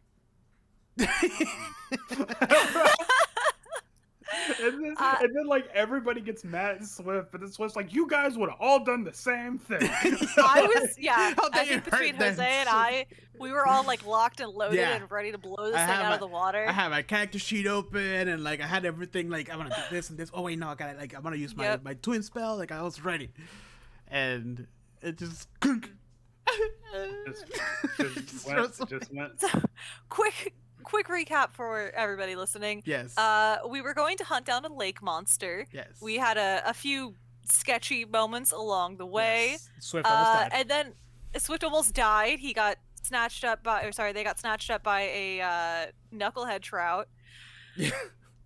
I And really like the moment where Robert's like, wait, what's carrying me? I'm like, oh, you see it's a knucklehead trout. Oh, fuck this. And, he's like, and then they let go of the thing. and then a few minutes after that, this plesiosaurus lake monster comes swimming on up to us, Yeah. and attacks the boat, and we attack it back, or Swift attacks it wait. back. No, I'm sorry. That's not my session highlight. Go on. Finish with the recap. But then I do have a session highlight. And after Swift attacks, this sweet little plesiosaurus just goes, "Ow!" And then, and then runs off to a cave crying. I just imagine like its nose like crinkles up. It's just like And this and poor, everybody just pauses for a second, like, what? wait, honestly, did it just say ow? you managed to surprise us so much that I had to stop, and I'm like, Andrew, you're fucking with us, right? Yeah, I thought you were joking. No, I this did is too. canon. It took me a hot second. I was No. Double patches Zentarum. That was a joke. This is canon. double patches and Tarum only. So yes, we chase after the plesiosaurus, apologize, heal them up, and befriend them. After they tell Yeah. us that the hag was the one that gave them this ability to talk, and Octavio surprisingly comes in with actual information saying, "Oh, well, they can't take away your ability to talk. It's all good, buddy. We're friends now." And now we're friends with the lake monster. And then you guys promised to Books. get him books because Yes. that's what he wanted. But then on the way back, Mittens is like, I died before, right? And everyone's just like, and then it's just silence. It's just like, That was gonna be. Wait, you have to describe that better. That was gonna be my highlight too. But it was, Yes, Beery was rowing the boat along, and I've known the secret for a long time, so I just kind of, Yeah, hey, so- can you tell us why you're so scared of the knucklehead trout? Yeah, and then- hold on, because it's like, I mean, it took us a while to get to the monster for starters, right? We start fishing. Swift goes into the water, cold, like we're miserable. Even coming back, we're just waiting. But the way back is just uneventful. We're just calm waters, two boats next to each other, dead silent, dark outside. Paddle. We're just sitting there, just whoosh. And then fucking Mittens is like, I've died before. And then the silence just keeps going for like 2 more seconds, and it's just like, what? Barry asks Mittens, so what's the deal with the fish? And Mittens like, oh yeah, knucklehead trout killed me before. Anyways, it's just like, hold on. and he goes on saying like how he knows that he's died before. And a druid brought him back, but he has no memory outside of that. The only thing he remembers is that a knucklehead trout took him overboard and he drowned to death. And he was once a sexy high elf or something. Yeah, it's like yeah, so whatever. Whatever. And everyone's just like, hold on, wait, you can't just gloss over the fact that you've been reincarnated. and yet he does. Yeah. Yep. I I felt kind of bad at that moment because I definitely twisted his arm to just be like, "Can't you just reveal this?" But Oh well, I mean, it was perfect. So Yeah, it was a good moment. well, I mean, there's more in the pipeline for Oh, that. good. But still, but oh, then good. but then so Min's like, yeah, death is cool and all. and then you guys get arrested. Oh yeah. Well, And then Oh well, crap! I forgot about well, that. everybody got arrested except for Swift. Swift was the only one because apparently they're like fucking invisible now. Yeah, like all the Gloomstalker, right? time. Yeah, Gloomstalker. Mhm. So Swift managed to scurry away while the rest got arrested for the assault and battery and murder of Sefik Caltro, the guy you guys killed fucking literally 15 sessions ago. more like 20 sessions ago. I did love that moment because the Zentarum came out and they're like, "We're arresting you for murder," and I was like, "Can you be more specific?" No. Also, it wasn't the Zentarum; it was just the town guard. Oh, okay. okay. okay. Yeah, Yeah. I No, thought no, it no, was no, the Zentarum too. no. It was the town guard. No, and, we then, could have taken them. and then they hit Gus. How fucking dare they? Oh, we're gonna murder them all. Yeah, Whole town. I was fine with them lightly arresting me, dragged Gus. and as they hit Gus, I'm like, motherfucker! Yeah. Someone got like a rolled up newspaper and smacked him on the nose. Like, no, that's a bridge too far. Don't you touch my fox! Breaks out of their manacles, and then y'all get shot. And that's it. Credit. I mean, I could actually break out of my manacles. We could have. You can. Listen, we could have probably taken those guys no problem, but we're so like, what's happening right now? Like, we'll go with this. Yeah, we're just kind of like, okay. And then it just would have turned into Swift's big adventure. Yeah. as they single-handedly, I guess. Swift is just like, oh, thank God they're gone. Next session, next session it's just gonna be him, kind of like weighing whether to go for us or like the rest. Yes, I was gonna say Swift is going to sit there with a moral debate, going, should I? I could have peace and quiet again, go back to nature. I Yeah, could leave them. Swift's probably thinking, I'm kind of okay with this. Oh man! And that's the end of Rime of the Frostman. Swift doesn't have any clothes right now. They're wearing my clothes. Oh, that's right. Yeah, Swift got dunked. Yeah. So That's funny. they're just a giant invisible tent with the giant oversized shirt. With like the long sleeves, like slapping around. Let my friends go. Yep. Oh, Perfect. man. Yeah, it was a great episode. And then we didn't have a session last Wednesday because Heather and Alex had to do adult things. Yeah, My dad came into town literally at like 4:30. You should just give him character sheets. Have him roll in. It'd be fine. Yeah, It's exactly. cool. Yeah, No. I'd be okay with No. I mean, you can like that was my session highlight too. Just the dead silence, and it's just I've died before. I did get good news, by the way. My dad flies out at 5 o'clock on Wednesday, so my ass is gonna be in this chair for another game session. So yeah, I got really. I'm like yes. Yes. Oh Good. man. Because I don't know if I can take this weird staggering thing that's just been happening because of just not consequences, Yeah. just circumstances. Yeah. Any news that you guys have at all? Like, I know that there is a Dungeons and Dragons TV show and a Dungeons and Dragons movie coming out apparently. What? Dungeons and Dragons movie coming out? Mm-hmm. I'm more interested in the TV show. That sounds delightful and goofy. I hope so. You know. I hope so. Everybody. I don't know. Everybody's waiting with great anticipation what's going to happen to Lord of the Rings, because there's already people who are just like against it 100%. It's gonna suck. Yeah, and I'm just like, guys, it hasn't even come out yet. Like, it's just. I mean, if it's, I can understand the hesitation because the Wheel of Time series came out, and apparently I've never seen it, but apparently it was very different. Oh, yeah, they just took it completely different I stuff. watched it, but I didn't read the books, so. Well, I just heard it was very. So like, what I've heard is that there's safe. a lot of like Game of Thrones things in the Lord of the Rings, like titties and sex, and as people are just. I didn't hear anything. I've heard that's what I've heard. People are just like, that's Lord of the Rings. What? Like that's not what Lord of the Rings is about. I heard Yeah. that Lord of the Rings had a PG-13 rating.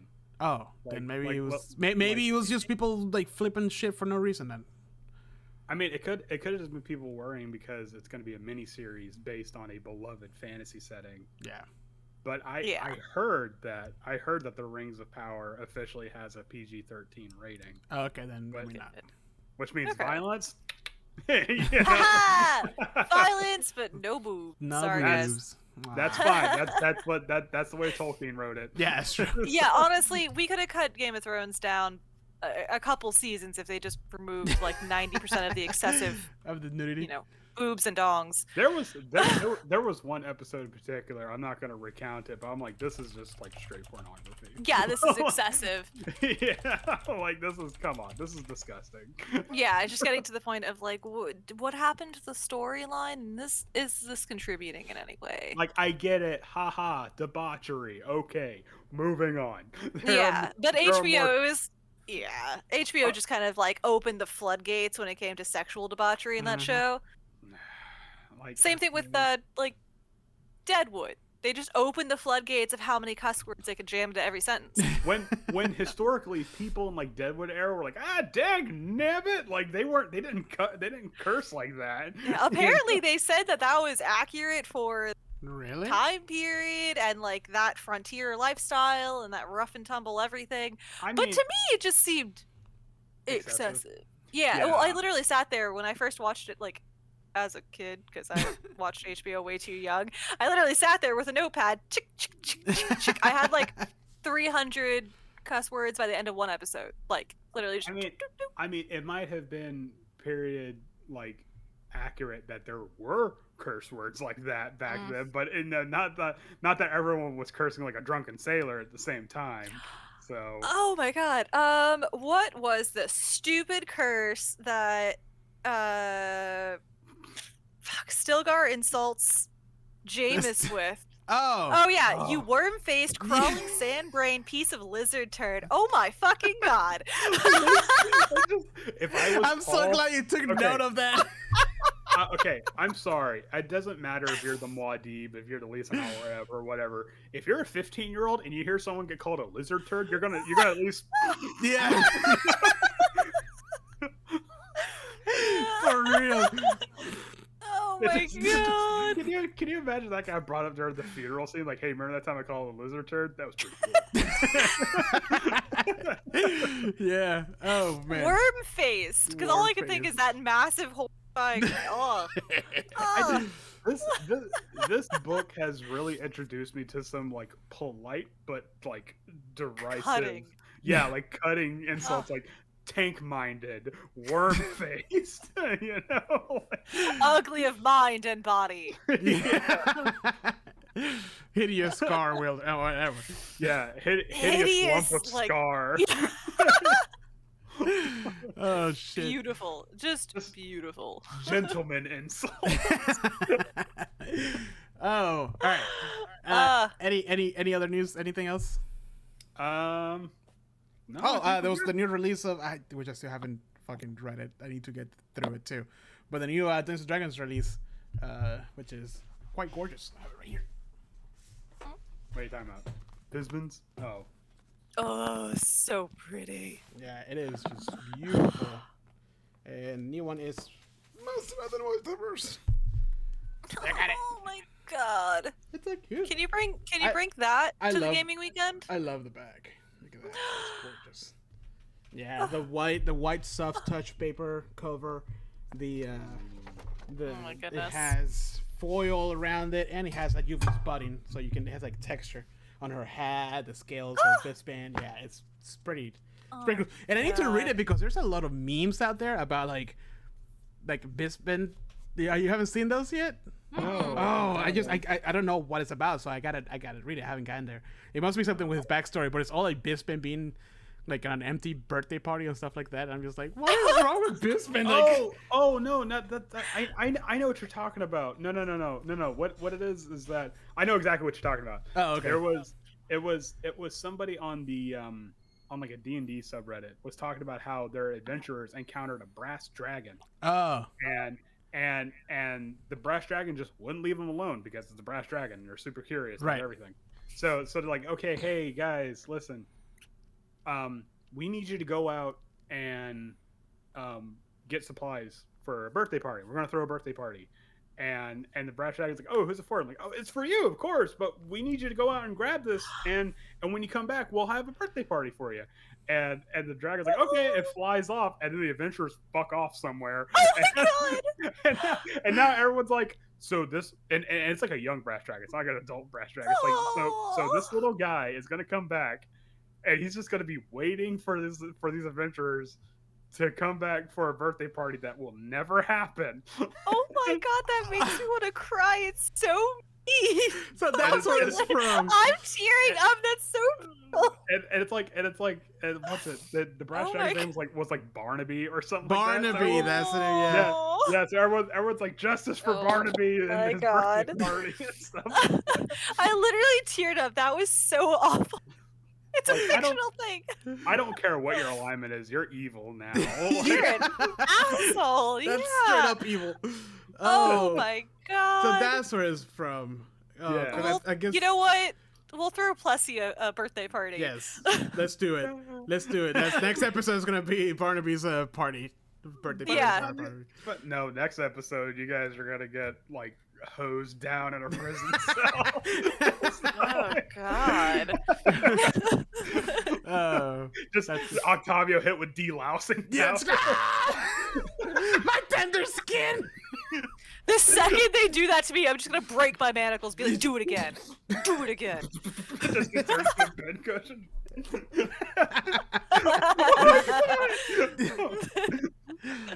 Next episode is gonna be great. Well, with that, let me end the session.